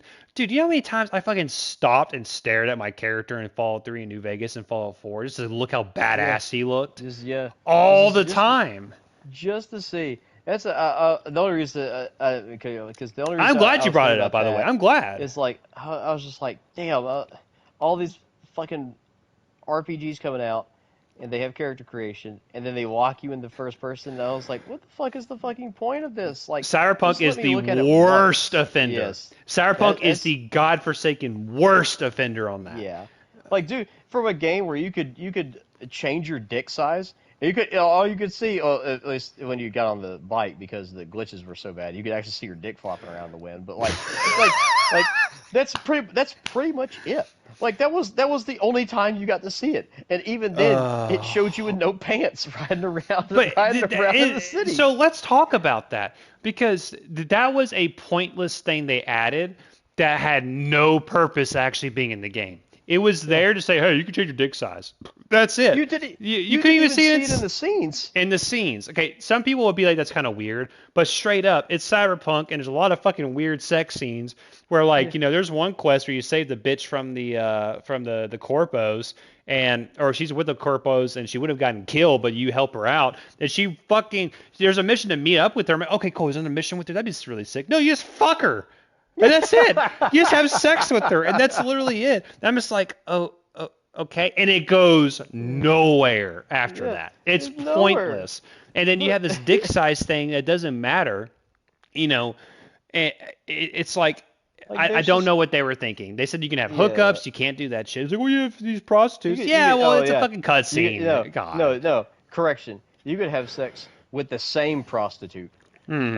Like and that that was the only thing. Like that was the only thing. Yeah. See, that was the pointless shit that I didn't want to touch RPGs for a long time because of that. Dude, That's what killed same. it. As I said at the And beginning of this fucking video, it yeah, was the hair that broke the camel's back for me. Was but Cyberpunk. yeah, and that's Yes. why I like when people actually focus on the good stuff like this. That's what I actually like. Um, we Another thing to kind of touch base on too. This will probably be the last thing that we can touch base on because there's probably not a whole lot more to talk about Oh, on. I have a couple of more things, Um, but you go ahead. You go ahead. but well, at least just on this side for Okay, sure, sure, sure. because I think this will probably be the quicker part of it. Combat We for the definitely game need to talk about that. itself. Yeah. Um, Yeah. like the at least on the surface level, it is definitely very Bethesda on the combat stuff. Like you have your first person, third person views when you're like shooting stuff. Guns look really good. Guns customization we were talking about before we got on here. Same thing for Fallout 4 Uh-huh. for the Which customization worked stuff. really well in Fallout 4. It was Yes, great. and that was like Hmm. one of the best things about Fallout 4 was Yes, it actually was. the mods for the guns. And even then, it goes back to the builds we were talking about too, like what type of character traits you're going to be having and stuff like that. You can just run around and punch people in space. You can like Hulkamania it and just elbow drop somebody and do that shit. You, You you could you do realize that unarmed combat has not really been an effective source of combat since like it wasn't in Skyrim and it kind of was in Fallout 4, but there wasn't really a lot of good options for Fallout 4 other than mm, fucking power fists. But Oblivion, in my opinion, was like the last game that actually had a very good emphasis on unarmed combat. Other than New Vegas and Fallout 3, they also had it. But after that, they really dropped the ball on unarmed combat. And not only that, good old Ares, they added new animations. yes, which is Did fantastic. you But realize one of the worst things about Fallout 4 melee combat is that every fucking block is just a parry? That's all it is. yep, That's yeah, literally all it is. You would mm, click it and just, you wouldn't be able to hold it. But guess what, ladies and gentlemen? It's now a block again. Thank Christ. And not only yes, like that, holy there's shit. actual melee combo moves that you saw with the battle axe or the safety axe, whatever it's called. The guy was Yeah, like doing like double combos and shit. There's mm, katanas in the game. There's knives. It looks like there's some. I thought I saw a chainsaw. I may be wrong. But like there's such a variety of weaponry, and not only that, there is now verticality to combat, which Fallout 4 did yes, have, but late in the game, late, yeah. late, late, late, late, late, late, late, late, late. And really, the only time you could experience it like without late game was with power armor, and like No, the that only was way your you can verticality. experience air combat, verticality combat with like a jetpack is only when you were a Brotherhood of Steel and you Yeah, got that mm, add-on. You couldn't get yeah, it anywhere else. No other faction had it. It was only Brotherhood of Steel. So that locked you into it may have locked. I don't know if it was how far in depth, like how far in to the faction you would go, but it was a late game item that verticality was just pointless because you didn't get it till yeah, later, and especially if you're only Brotherhood of Steel. But yeah. now it's fucking whenever you get it. Because the best thing like because I think it's a skill now. I Hmm. think you actually just get a skill where It you is. just It's a you just skill. get a jetpack and you just fly around and Boba Fett everybody to death. Like go 92-0. Like it's like that's the shit you're gonna be doing and it looks fucking dope. The best thing about combat for grounded combat is uh, for Fallout. I'm not a big fan of VATS. I hate it. I'm so I glad you brought hate that up. I'm so glad you brought that up. I rarely, if ever, used VATS. yeah. I despise VATS. I'm with It's you. it's the stupidest thing that where not every it's not wanted. You're not Angelina Jolie. Every bullet you fire out of a gun shouldn't curve off to the left. Like it's like Good old fucking wanted. Yeah. yeah wanted yeah. It's just like you don't have to. That shouldn't be the shit where you do it. Especially for folks who actually if you shot real guns before, you know that's not how bullet trajectory works. And that's the one thing that pissed me off about playing the Fallout games. Is like, if your skill's not good enough, yeah, your bullets are going to go every which way but forward. And like, it's just, there's no sense in that. But the gun gameplay looks so much better. It looks so smooth. It looks like where you actually are pointing the gun, the thing goes. Fallout 4 made a better improvement on that, I thought too, where the gunplay in Fallout 4 felt really good. But this one looks like they basically just took Fallout 4 and was like, okay, forget VATS. We're just gonna have you aim and shoot, and that was the approach they should have taken all along back in the day. Yeah, You because the combat point, in Fallout 4 shoot. felt good. I will Yes. defend, other than melee combat, it was not good. Yeah. But everything else, it felt really good. You had, if you were in first person, you could actually, if you were facing a wall and had an enemy like in front of that wall, if you hold left trigger, you can actually get out of cover and shoot. And that was like a weird Yes. cover-based system that they had. Especially if you're crouching, you can do that. Yeah. I will defend Fallout 4's combat when it comes to Yeah. gunplay. It was solid. Yeah, it was like it was great, especially for the time. You have to remember when Fallout 4 came out too. Like I was an there were RA. yeah Good old college there were days. not many people doing that in these shooting RPGs, Yeah. and because I mean you were really just running gun at that point. There was an RPG element to it, but just besides how much damage you would take. Yeah. But that was the first one that kind of started doing that, and it worked. And I'm kind of glad to just see now that we don't have to worry about VATS. It's basically just you pick a gun that you like, you go into a place and you run and gun, or you stealth it and get like a silenced pistol probably or something like that. Yeah, And I'm very glad that Starfield has an identity outside of the Fallout universe. I wasn't really noticing any dismembering, but then again, I'll be very clear, I don't need that. yeah, I don't really care about dismembering anymore because Fallout 4 did it so well, and part of making a new IP is that you need to have its own identity. And I'm yeah. actually okay with it going more along the lines of Oblivion. I'm pretty sure there's going to be some sort of dismemberment. There's a lot of fucking I'm sure. blood. Have you Yeah, I'm seen about the to say, trailer with the guy with y- the blood over the fucking bed, walking out with the yeah, fucking the Tonto? I think it's a Tonto knife. I can't remember what it's called. But yeah, like it's. I mean, there's that. There's still gore in the game, but everything just looks like it flows well. And the verticality of having the jump pack not only is, here's the thing though, it's not only a thing that you just utilize for combat, it's a thing that helps you with the maneuvering the terrain of different planets, because every planet, hey, we didn't talk about this, has its own gravity that's different. yes, yeah. That definitely, especially on a like a planet that does have like maybe some raiders on it or something like that, or just some like other faction that you're not really too friendly with, Hmm. and you do that, and like that just changes it changes the dynamic of how you can approach things, which is always good for the combat side of things. Um, and so outside of the ground combat with the space combat, well, you were already talking about it before, like how you can you're on the ship. You're basically like all power to the shields and the weapons and Hmm. stuff like that, and you're already seeing the way that which you're able to do that and customizing how you actually want to like go into space and how you even want to fight stuff like that. Um, like I just think it's the fucking coolest thing if you board the shit after you knock out the engines and stuff that you can just take over the ship. Well, Like it's the ship's zero just G's too, because the yeah. engines, if you think about what an engine does, it gives power to a lot of the subsystems in the fucking ship itself.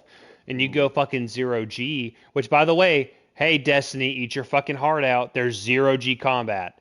Don't know yeah. why you haven't done it yet, but it's in this game. And you can do zero G combat where like you're just kind of floating around. And by the way, let's talk about something else, Ares. Did you realize that ballistic weapons push you back, but energy weapons don't? Yeah. Hmm. Like if you are in zero G, you will literally fall like float backwards because the actual force of the gun's making you propel backwards. That is Yeah. so fucking That's cr- neat. that's crazy. It's Like that. so cool because that tells you, you know what? I do have pistol certification, but I really need to invest in some laser weapons. I don't know if that's actually a skill yet. I mean, I think it is. I can't remember, but that lets you know that like, hey, you know what? I need a pistol for my fucking, time to put a bullet in there, or it's time to put a fucking laser hole in somebody. Like, and that Yeah. gives you the option to utilize different types of weaponry because it actually. Here's the thing that I'm sorry, Kirby. I woke the dog up next to me. Here's the thing that's so cool about Fallout 4, but it lacked in depthness. You have a shit ton of weapons, right?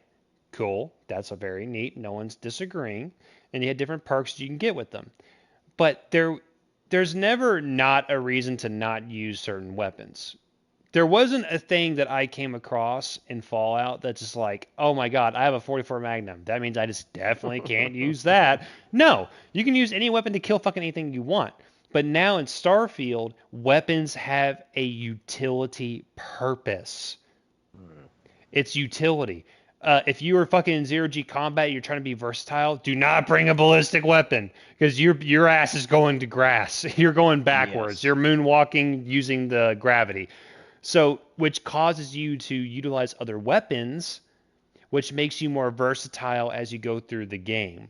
Which is that's what I'm talking about. What Starfield is nailed is that utility. Just having any weapon you want and just sticking to one gun is a detriment because now with the utility added to it, you now have to utilize other weapons to achieve the same goal, but with more fluidity and more preciseness and more effectiveness.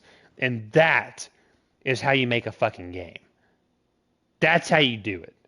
You give me a reason to use those fucking energy weapons. You give me a reason to utilize sniper rifles. You give me a reason to target those jetpacks, because if they target jetpacks, they can fucking explode and kill someone next to them. You give me a reason. And so far, I'll tell you what, Ares, Starfield's given us a lot of reasons. Yeah. They've given us a shit ton of reasons. So I'm trying to think of anything else. Is there anything else you wanted to say real quick before we move on? No, just because I figured we could touch base on the combat there, just because No, that was a we need great to. segue to But go yeah, into we need because to I move didn't even on. think about that.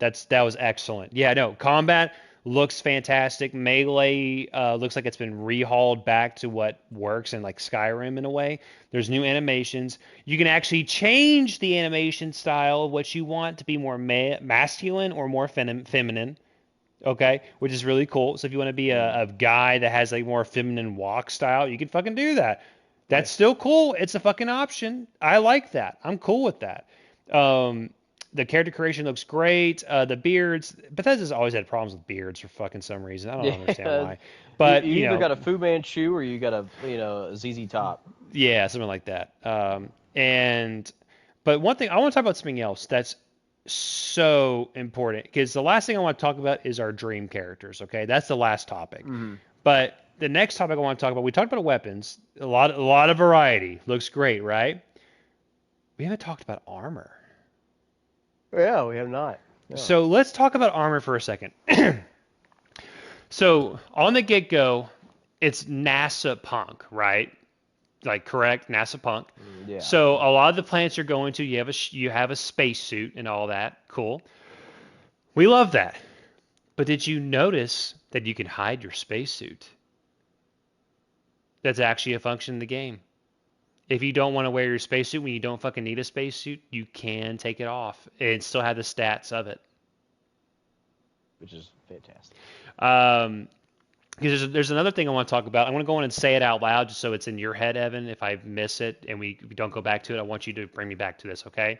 Mm. Fallout 4 had a system where you had different armor pieces to equip to your body on top of a clothing accessory, right? Yeah. So we're gonna talk about that in a second because that's no longer in the game for what we have seen so far, which I am completely okay with. I don't care. But we'll talk about that in a second. So going back to the armors. So I'm going to straight up and tell you right now to any developers that are out there, if your armors aren't cool or interesting or look cool at all, like I think an example of a really cool armor sets is the Ascent. The Ascent is an excellent game. Very shitty on multiplayer though. God, the internet connection is so Yeah. bad on that.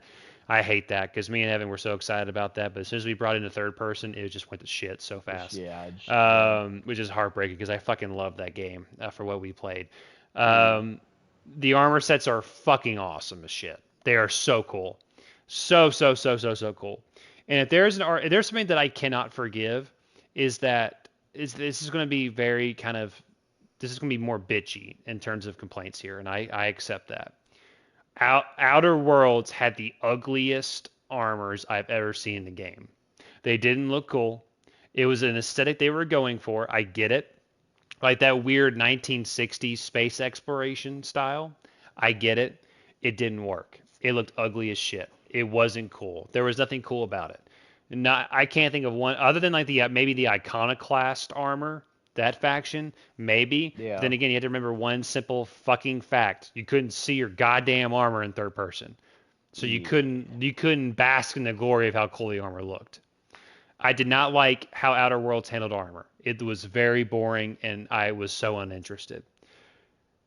If you look at Starfield, the armors look so fucking cool. Not only the armors and the spacesuits, the clothing look immaculate. They are a mix of what I wanted desperately from Cyberpunk that we didn't get. Because in fucking Cyberpunk they said, you know what we need? Fucking level 90 jorts. That's exactly what we need to look fucking good. That's how we need to be as fucking cyber runner and a fucking merc. We need jorts. We need fucking high top, cut off at the fucking scrotum jorts. Yeah. And I hated it with a Don't passion. give me spike boots. Give me Air Jordans. Yeah, Like give you me know, Air like Jordans. yeah. Yeah, yeah. I It's just fucking stupid. It's like a millennial design, the fucking armor set in the game. And it's like, this yeah. looks fucking cool. No, it fucking doesn't. Moving on. Give me a sweatsuit and some sweatpants with the cutoff at the bottom. It Everyone looked gives a shit terrible. about it. All the armors looked terrible. And any of the cool armors you came across, you couldn't fucking get them. Max Tech armor couldn't get it unless you're a fucking female and you Yeah. romance and had a lesbian relationship, which Well, is it bullshit. I would have rather Bullshit. have walked around as a medieval knight in Cyberpunk versus I this couldn't shit. agree more. That would be sick There you as go. fuck. At least give me something that looks badass. But no, they refused. Everything looks stupid. It just did not make sense. They utterly failed on clothing, accessories, and how your Because character looks. one of the things they show you like halfway through the showcase for Starfield was literally it's one that looks like you're a death trooper. Like you have like the all black like suit on, and you've got the Yep. minigun and shit. Like They that showed looks a fucking fucking Mandalorian armor set. yeah. He was walking in that, I'm talking about the Basically silver one? It yeah. basically looked Hmm. like Mandalorian style. Not only that, you get so many different armor sets from different factions of the game that look sick as fuck. The Crimson Pirates with their skull mask helmets look Yeah. awesome. It's crazy. And they showcased a lot of armors in the game. Now here's the thing. All right. So now let's take this concept. By the way, can we both agree the armor sets and the clothing accessories look amazing? Can we agree on that real quick? Because I think they blew it out of the water. Yeah, I think they did, especially with just the way they were presenting it too. Because we know you have a like a civilian attire because they show you going into one of the Yes. Yeah, but big you like can choose to be the spacesuit or the civilian attire, from what I've seen. yeah yeah Yeah. Um, so let's talk about the elephant in the room that they did not mention at all, but I think they'll mention it later. I do think they will mention this later because this was left out of the showcase. Armors. They did technically mention it, but they didn't mention it. They showed it. You have clothing and then you have a helmet. Okay. Now some people may not like that because don't get me wrong, I did like in Fallout 4 how you had different armor pieces that you can kind of create like different types of armor sets, like with the clothing. I liked one of the things I did in Vanilla Fallout 4, Evan, uh, is I did Brotherhood of Steel. I did the black jumpsuit they have, and then I put a bunch of oh yeah like Brotherhood of mm, Steel like combat armor on. Got a bandana, the combat helmet, and some sunglasses, and I look like fucking Ghost. That was like a Brotherhood of oh Steel yeah idea of Ghost. And like you can then get like heavy, medium, or light versions of every armor, which is really cool. Like they nailed that. Hey, I give credit to where credit is due. Fallout 4 had good customization. Not all armor sets were cool. I'll be real with you, they weren't, but they still had some good options, which is really neat. But they added that system, which actually predates to Morrowind, and I think mm, also Daggerfall too. Not Oblivion, because it was more specific to gauntlets, chest, legs, and boots, which I do like that a little bit better, to be honest, because I like having that type of freedom. But then again, I will say this: I do like the idea of being able to have different types of armor pieces on your armor. So I would really like to see what armor customization is all about. I would like to see what they're going to add with that, because if they just double down on just like having different types of well, I'll tell you what a lot of mods on Fallout 4 did. By the way, Ares is about to get my Series X, and then he's gonna be able to start You, modding and shit. It's gonna tithe you over. I'll send you some videos, Ares, about some videos I used for mod list for Fallout 4, and it's gonna make your life so much fucking easier when you mod, because then what you can utilize is that with a mod list, if it's not in the correct order, it can fuck up your game. So I'm going to send you a video. Just download those mods first, and then play the game a little bit. If you didn't like it, delete all your saves, and then go back to the mod list, and then you now know where mods go in the grand order of things, and then you can add mods and just put them where they need to fucking go now, because you have that video you watch that has a good list of where things should go. Bada bing, yeah. bada boom. That's what I fucking did. Now back to the armor sets. Ares, what is your thoughts that it looks like they removed the mechanic where like you can get like a headpiece, a left arm, left leg, right leg, body piece armor. I want to go use the restroom real quick, but I'm still listening. But I want to hear your thoughts. Yeah. Uh, it's one of those things where it kind of doesn't like. I know that. I mean, me personally, I would just rather have had the old system there because it's still a good system. Like you still had your different ones you could mix and match on that side of it, and it would be particularly nice if they just kept it in. I could see how it's limiting in that sense, just because you're not able to mix and match it that way. But there is the kind of the alternative thing of, well, nobody really pays attention to that anyway if your suit looks like it's a straight up baller. Like if your suit looks good, the helmet looks good, everything like that looks Mm-hmm. good attached to it. Not a lot of people are going to mind that you're wearing pajamas underneath it. Like no, nobody's going to give a shit at Yeah. that point So it's because not a big you're deal for you. yeah, it Okay. would be a bigger deal, if you're spending more of your time outside of the suit, which it doesn't look like it was because most of your stuff is on the planet. Now, I could see how people would be kind of mad if you can't get that option while you're a civilian, and you're having to Which you walk do. around. You do have that Yeah, option. You do have that option. That is confirmed. It is in the game. So you yeah. do have So that like option. Yeah. if it's if you're walking around with trying to walk around with a three-piece suit and some shoes that didn't look like they matched. Well, yeah, somebody may be like, why am I wearing brown shoes with my black, tan suit here? It doesn't make any sense. And so like all the rest of that stuff doesn't really particularly bother me.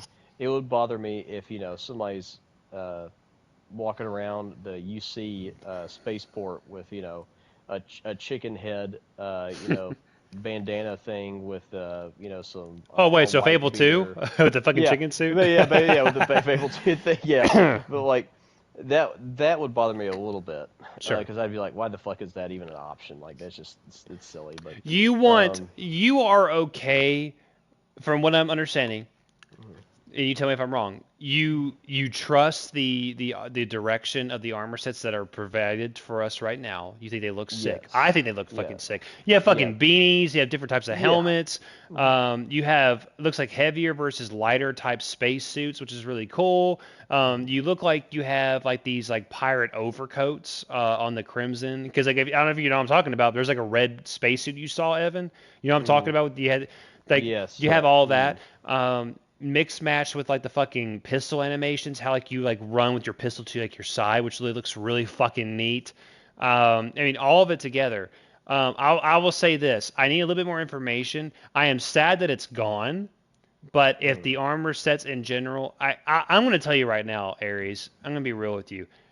It's going to be moddable. And when I mean moddable, Yeah. not mods, I mean like you know how you can change your guns to be wherever the fuck you want them to be with mods, like Yeah. the Mhm. actual like the mod system in the game, not mods like as in like you change the game, like modding your weapon to be silenced or whatever. Mhm. I do think that it's the same thing with armors. They didn't show that, but I think it's still in the game. And you can change different pieces of your armor potentially. I think if they're going to showcase anything next, it's going to be that side of it because we didn't see Mhm. that. They didn't Yeah. talk about that at all. You saw the research where you can research new items, medicines, armor, weapons, shit. Like All the you can, crafting stuff. yeah, Yep. all the crafting, it's fucking there, so it's there. Um, so which I like a lot. So I'm curious what that's going to end up turning into. But I'm not. I'm going to be very clear here. I love the direction of the gear sets, so I'm not really worried right now. Yeah. The only last thing I would really prefer to like, which I'm going to be very clear, I do not think this is in the game, but it's something that I do want, is that if you wear certain armor sets, like in other games, like it kind of blends you into a faction, and not only that, it hides you from like maybe a potential bounty you have. Oh Um, yeah. Mm, that'd be kind of yeah. interesting to see that. But I want to be very clear here, guys. I am. If this game breaks my heart, I'm probably giving up gaming. I, I, I, I I'm not kidding. I'm probably going to fucking give up. Because this is the last thing. This is the last bastion of hope for me in terms of excitement I've had for a game in a long time.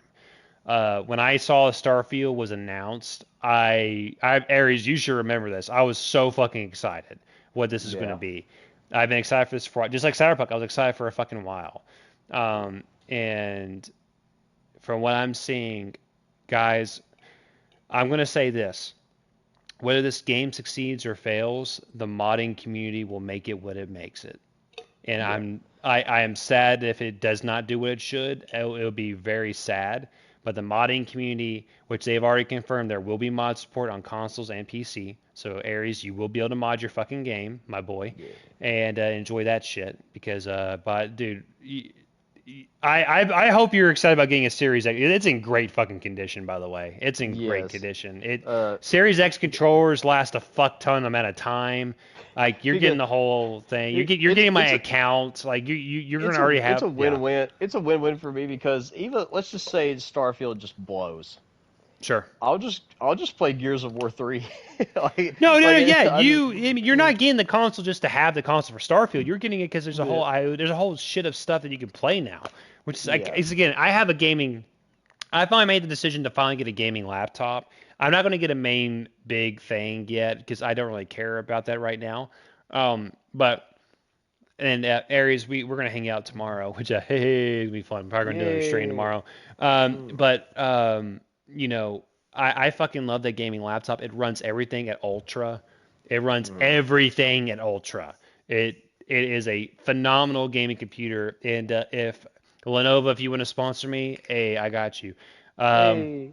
Lenovo gaming laptop. It is excellent. It's a Lenovo 2023. It is excellent. It runs everything like fucking bread and butter. It's buttery ass smooth. It is. Mm. It does run a little bit hot sometimes, but that's why I also got a cooling pad. And you can also set the whole computer itself to focus on FPS and just really working overtime to get that good gameplay out, which it does excellent at. I have modded the shit out of XCOM on that game, the shit out of Mass Effect, which is Mass Effect modded is even better than normal Mass Effect. It is just a fun thing to have. Bannerlord modded, Mountain Blade, it's awesome, and I now have that opportunity to do that. It's so neat. Okay, so the last thing we're going to talk about, because I can't think of anything else on top of my head, but by the way, I'm going to say this, Aries, I've enjoyed this. I am so excited about Yes. this Yes. game. It's been so good to talk about this shit, just getting all of our thoughts in. We are going to go into our dream characters, okay? I'm going to go first, if that's cool with you, unless you want to go first. Doesn't bother me. So, do you want to go first? Or do you want me to go first? It's up to you. You go first. Yeah. Okay. So, my character, and this is something that I've just been so excited about thinking about for a while now, especially after that fucking showcase, because now I have an actual grasp of what is capable in this fucking universe. All right, set the scene. The light dims. All that. Yada, yada, yada. Character creation. I don't know how the game starts, but I do know there's character creation. My few traits are going to be I'm going to have parents. It's going to be kid stuff. I'm going to have the wanted system. where like people will hunt me down and shit. I probably won't do the adoring fan because I honestly will probably just shoot him immediately when I see him. I think it's really cool that other people want that. Not against that, but I think it's cool that's there. But I probably won't use it because I think there's other things that are more interesting. And there's the other trait, the third one. It'll probably be uh, there's probably some more out there that I haven't seen yet because we haven't seen all of them yet. But it may be like extroverted or something like that. Because I like having humans in my party. I never bring the robots. I never brought the Mr. Gusty or the Yeah. handy character in Fallout 4 around with me. I could give two shits about that guy. It's so cool. By the way, real quick, he says your name. Yeah. No, that's Just like yeah. in Fallout 4, he says your name. Yep. Just like they brought that shit back. I'm very happy with that. So anywho, my character, I don't have a name for him yet. I'll probably find out something really cool. But I have decided that he is going to start off, he's going to join Constellation and whatnot, but he's going to go completely off the fucking rails. And he's going to immediately focus on building better ships. He's going to focus on making connection with the Crimson Pirates and joining that faction. Um, and figuring out if they're a faction worth staying with. And I'm going to focus on smuggling, basically being a bounty hunter, like doing odds and end jobs across the galaxy, doing mining, doing whatever I want, raiding ships, taking them over and selling them for a profit so I can keep making more money. And just keep my eyes and ears open, decking my guys up with good gear, having a nice solid crew of buccaneers because I'm gonna be more of a Robin Hood bad guy than a bad guy. To be very clear here, I'm not gonna be a piece of shit, but I am gonna be a guy that's like, hey, if you're a piece of shit or deserve to be raided, you're gonna get your fucking cheeks clapped. So that's what I'm gonna do. He's going to. I've already decided that he's probably going to be the net runner class, where he specializes in security, pickpocketing, and stealth.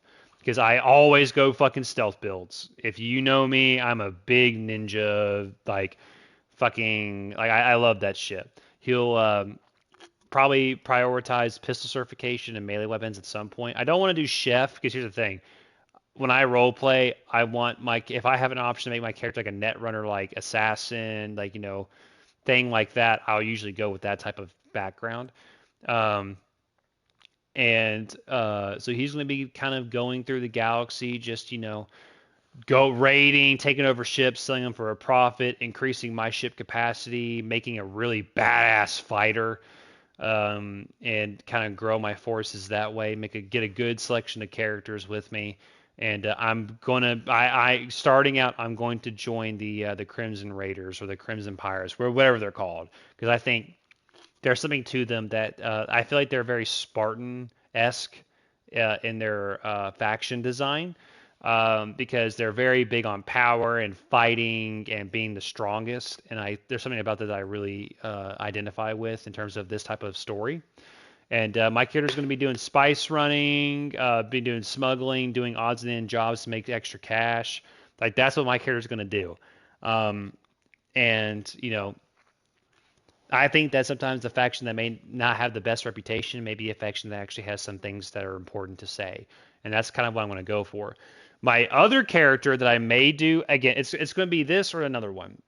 He's going to be an actual special forces unit where he's going to be with the UN. You can do as many characters as you want, Ares. I don't care how many. But my second one is he's going to be basically the Commander Shepard type character, taking care of his people, helping people where he can, fixing problems where he can, exploring the galaxy, assault rifles, snipers, like things like that. He's a military specialist type unit.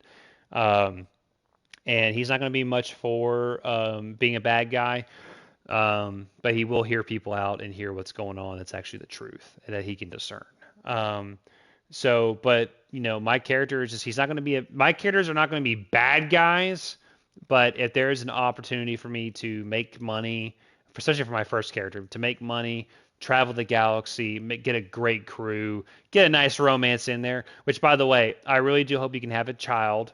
or have like an adopted kid. Because in Skyrim, there was a DLC, I think it was Hearthstone, what it was called, that you can actually buy a house, build a house, however Mm. you wanted it, to an extent, I think. Not super in depth.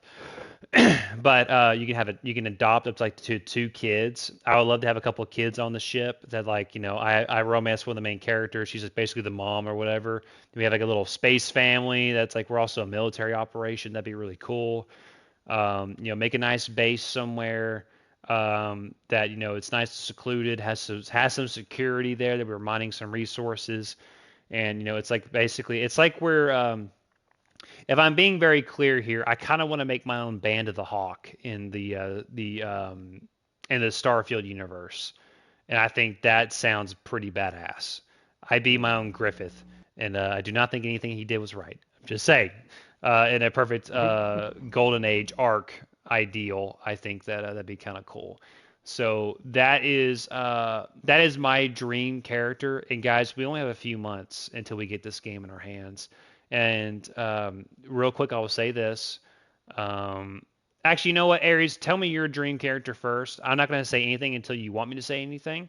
And you have the entire floor. Talk to me about what your idea and your dream character is, and is as much as in small or in depth as you want to fucking go. I don't care how long it takes. Enjoy it. And I have a couple of things to talk about bugs and potential how it may release after, and that's how we'll close and give our Yeah. final remarks. And then everyone, Aries has the floor. Yeah, mine is not very like too in depth from what I've just from what I know and what I probably could do. Um, I would probably definitely be on the if there's the bounty hunting option, at least I would want to do that, and I would probably make a like a bounty hunter for like probably the UC or something like that, and go on those lines and I guess do the bounty hunter missions or like the little squad side mission thing, and because I think that's probably gonna be a good way to make money too in the game too. But uh, just to do that, to do the bounty hunting aspect of it, and uh, whether it's on the ground somewhere on the planet or if you're in the ship doing something else. I don't know how it's going to work exactly, probably in that system to where you can get them, captured if you capture them alive or if you kill them, however that'll work. But or maybe there's one where you don't even you kill them all and you're supposed to take the ship back somewhere else. Who knows? But I would probably want to at least do something along the lines of that if I was to make one. I don't know about a second character. I'd have to think about it after playing it, but I'd probably definitely want to go the bounty hunter route and catch all the criminals. They got to put the bad boys away, but I'd probably want to do that to an extent. Um, and the traits would probably end up being uh, something along the lines of doing the space or the pilot thing first for the trait, um, and then probably like I'm sure there's like a sharpshooter trait or something like that. Because I'm probably going to be fighting a lot more if that's going to be my build or my loadout on that sense for that character. Um, so picking a lot more stuff for the combat oriented thing since that's what I'm going to be doing if I'm going to bounty hunt for most of the time. Uh, and so it'll probably be the bounty hunter route that I want to do. Except for do something for the galaxy, make the galaxy a little bit of a better place, you know. And then the second character I do may just be a shithead, may just be an actual shithead and just go around and just take things, and they'd be like that girl from the showcase and just pile up sandwiches somewhere in the cargo hold, and some random shit like that, and just go Hmm. go around to different people's ships and just steal all their food and put it at the very bottom of the ship. That would probably be my joke thing. Just make it just as fucking hilarious as I possibly can make it. Just Hmm. some asinine thing somebody's got on the ship and just start collecting them. Just start boarding Hmm. people and just collect it. That would probably be my very like second playthrough, kind of like a joke type of thing. But the first one would definitely be the bounty hunter route. So that's pretty much my goal on that for the first one. Okay. No, just want to make sure that you're good. That's anything else you want to say about that? Just want Yep. to make sure. No, that's it. Okay. Yeah. No, that's really cool. No, I think I'm gonna be very clear. I think with all of the media around Mandalorian, Star Wars, bounty hunting, sci-fi, Star Trek, all that, they're coming. They're coming to the fucking T here and swinging hard. So a Yeah. lot of the things that we're hypothesizing on, if they're mentioning bounty hunting, I'm I am almost 100% certain. I would say 90% certain that there's going to be a dead or alive system. And I think Mm. if they do that, that'd be excellent because I think that'd be very interesting to utilize and bring in people, to make the galaxy a better place. There's smuggling. I'm very curious how that's going to work. I think a lot of these more in-depth systems that are going to showcase here in the next couple of months, not few because we only have a few months left. We have like Yeah. 80 days until it comes out, which Yeah. trust me, I am agonizing until this game comes out because I am so excited. But um, they spent. I will say this to basically, bring this whole stream to an end here. To anyone that stayed in watching, I appreciate it. I didn't get any comments. That's totally fine. If y'all have any comments or anything as we go forward that you want us to talk about in later videos, we'd love to do that. There's a lot of excellent YouTubers coming out of the fucking bend here that's I never fucking heard of that are doing just a lot of Starfield videos, a lot of in-depth analyses of like all the video evidence we have now of the game. And I will say this: Bethesda usually releases games that are not in a good state. Okay, that is very true. From what they have said, now their word doesn't mean much right now, except they have gained a little bit of confidence from a lot of us based on this whole showcase. I will give credit to where credit is due. Okay, they have earned a little bit of trust with me right now. It's not a lot of trust, but I've already pre-ordered the game. I got the $100 version so I can play the game 5 days early. And also, it gives me like an extra, story DLC that's coming out. There's no get there. You get Game Pass immediately when the game comes out, and not only that, there is no season pass, and I think that's a very good sign. There's no It season is. pass. I'm okay with that. If the game is filled to the brim of shit and things to do, I don't think the game is going to end with your character dying because if there's going to be a lot of DLCs, there's no point in making DLCs if you've already beat the game. So I think this is going to be one of those games where there's not going to be an ending where your character dies and you can continue on playing, which I love games that do that. I hate games that just end, especially open world games. It's very annoying. So I think that there's a lot of things to be excited for. I think there will be some bugs, but I think that they have made the last joke about bugs they can because they understand that they cannot release a game in a bad state like they've been doing. Every game will Yeah. have some things that will come up because it's just par for the course. Shit happens, okay, that you can't prepare for. I think there is understanding that is warranted for that, but I do think that they have spent this last year completely play testing it, beta testing it, making sure this game is. That's what they literally said. That's what they said. I'm not just making that up. They said that. That this whole last year has been them just play testing the shit out of the game because this game's been in development for about 10 years. So I'm very hopeful that they're about to release a good product. And again, if you think about all the other games like Cyberpunk, Anthem, and whatnot, a lot of those trailers have one thing said that this is not the final product. Yeah. So but if you look, if you want to challenge me, watch the videos yourself. Not any of those videos from Bethesda on Starfield has shown that. What it is what it is. So if they lie about it, they're going to get fucked. They're Yeah. going to They're get about to get so fucked, and flamed. they are done. They are Yeah. completely done. But here's the thing: I don't think Bethesda is going to do that. I think what they have shown it is what it is. They've given us the freedom to make what we want to make. There will be some issues here and there that do come up. That just sometimes you can only playtest so much to find certain things. So I think that we have a very, very promising future ahead of us. And the question that I pose on the name of this video, Starfield, the next evolution of gaming? Question mark. I think it is because any game that comes after this has a lot to do. to match how far this game is saying it's going to go. So I leave you with this: will Bethesda fix their future? Will they finally become the developers that we know they've always been and get back to the right roots of where they should be? Will there be capital ships in the games where you can start making your own fleet? Will factions matter? Will backgrounds matter, like having parents or using the adoring fan that actually have substance and detail to them?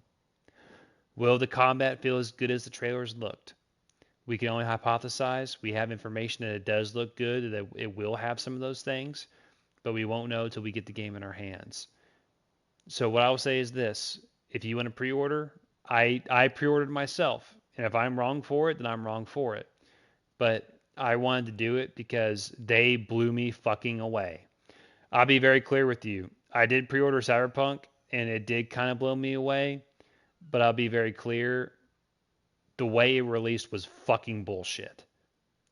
And if that happens again, where this game drops the fucking ball, I am not going to be happy. It will take some time for it to get better, I know, but still, if they are trying to make it be a new Bethesda, or actually, you know what? I'll say this: they're trying to go back to what makes Bethesda work.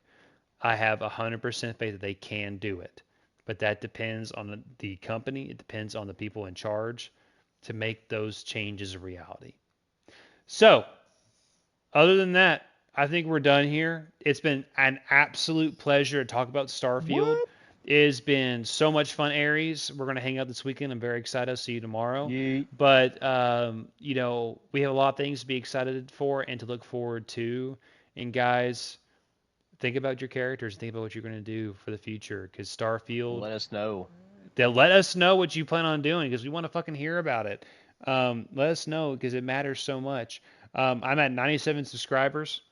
My goal is to get to 100.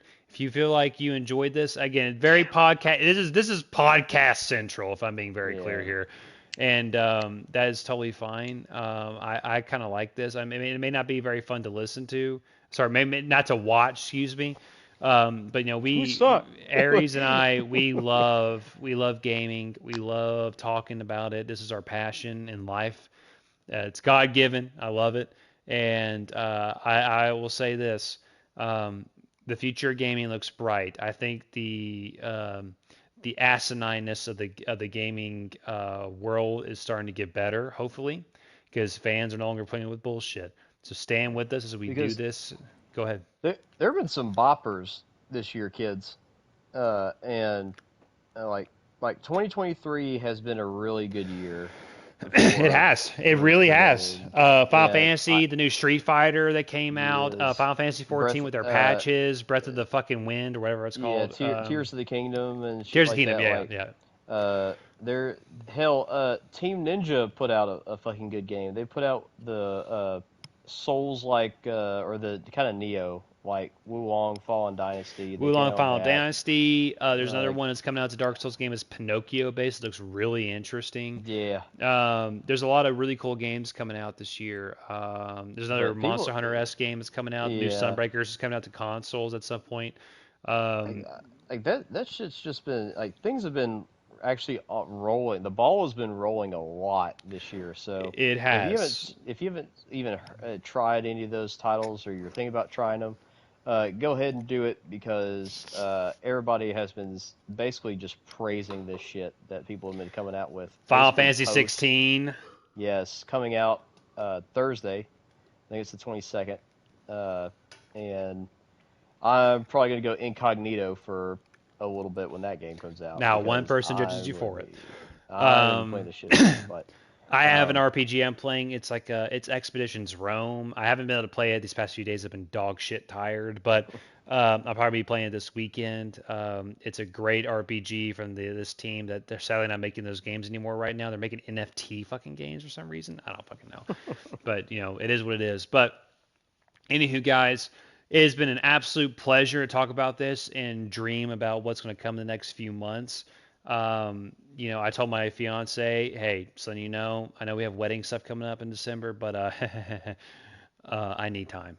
We have so Duh. much, and she's been playing Hogwarts Legacy, so she's been having a great time too. So I got on my computer. I'm looking forward to it. And you guys, if you like this video, please leave a like, comment, and potentially subscribe. It means the world to me as we go forward. We're gonna try to pop out some more content here and there. We're very sporadic with our content, but as time goes on and finances increase, we do want to invest in more like other shit as time goes on to make a little bit better videos. But as of right now, I'm not too worried about it because I just enjoy doing this thing here and giving Final Fantasy 14 some love and just doing our couch conversations here. Yeah. Definitely go check out Final Fantasy 14. It's Square Enix. It is the tits and a lot of classes you can play. Guys, just stay groovy out there, and I'll catch you guys on the flip side. Deuces. There's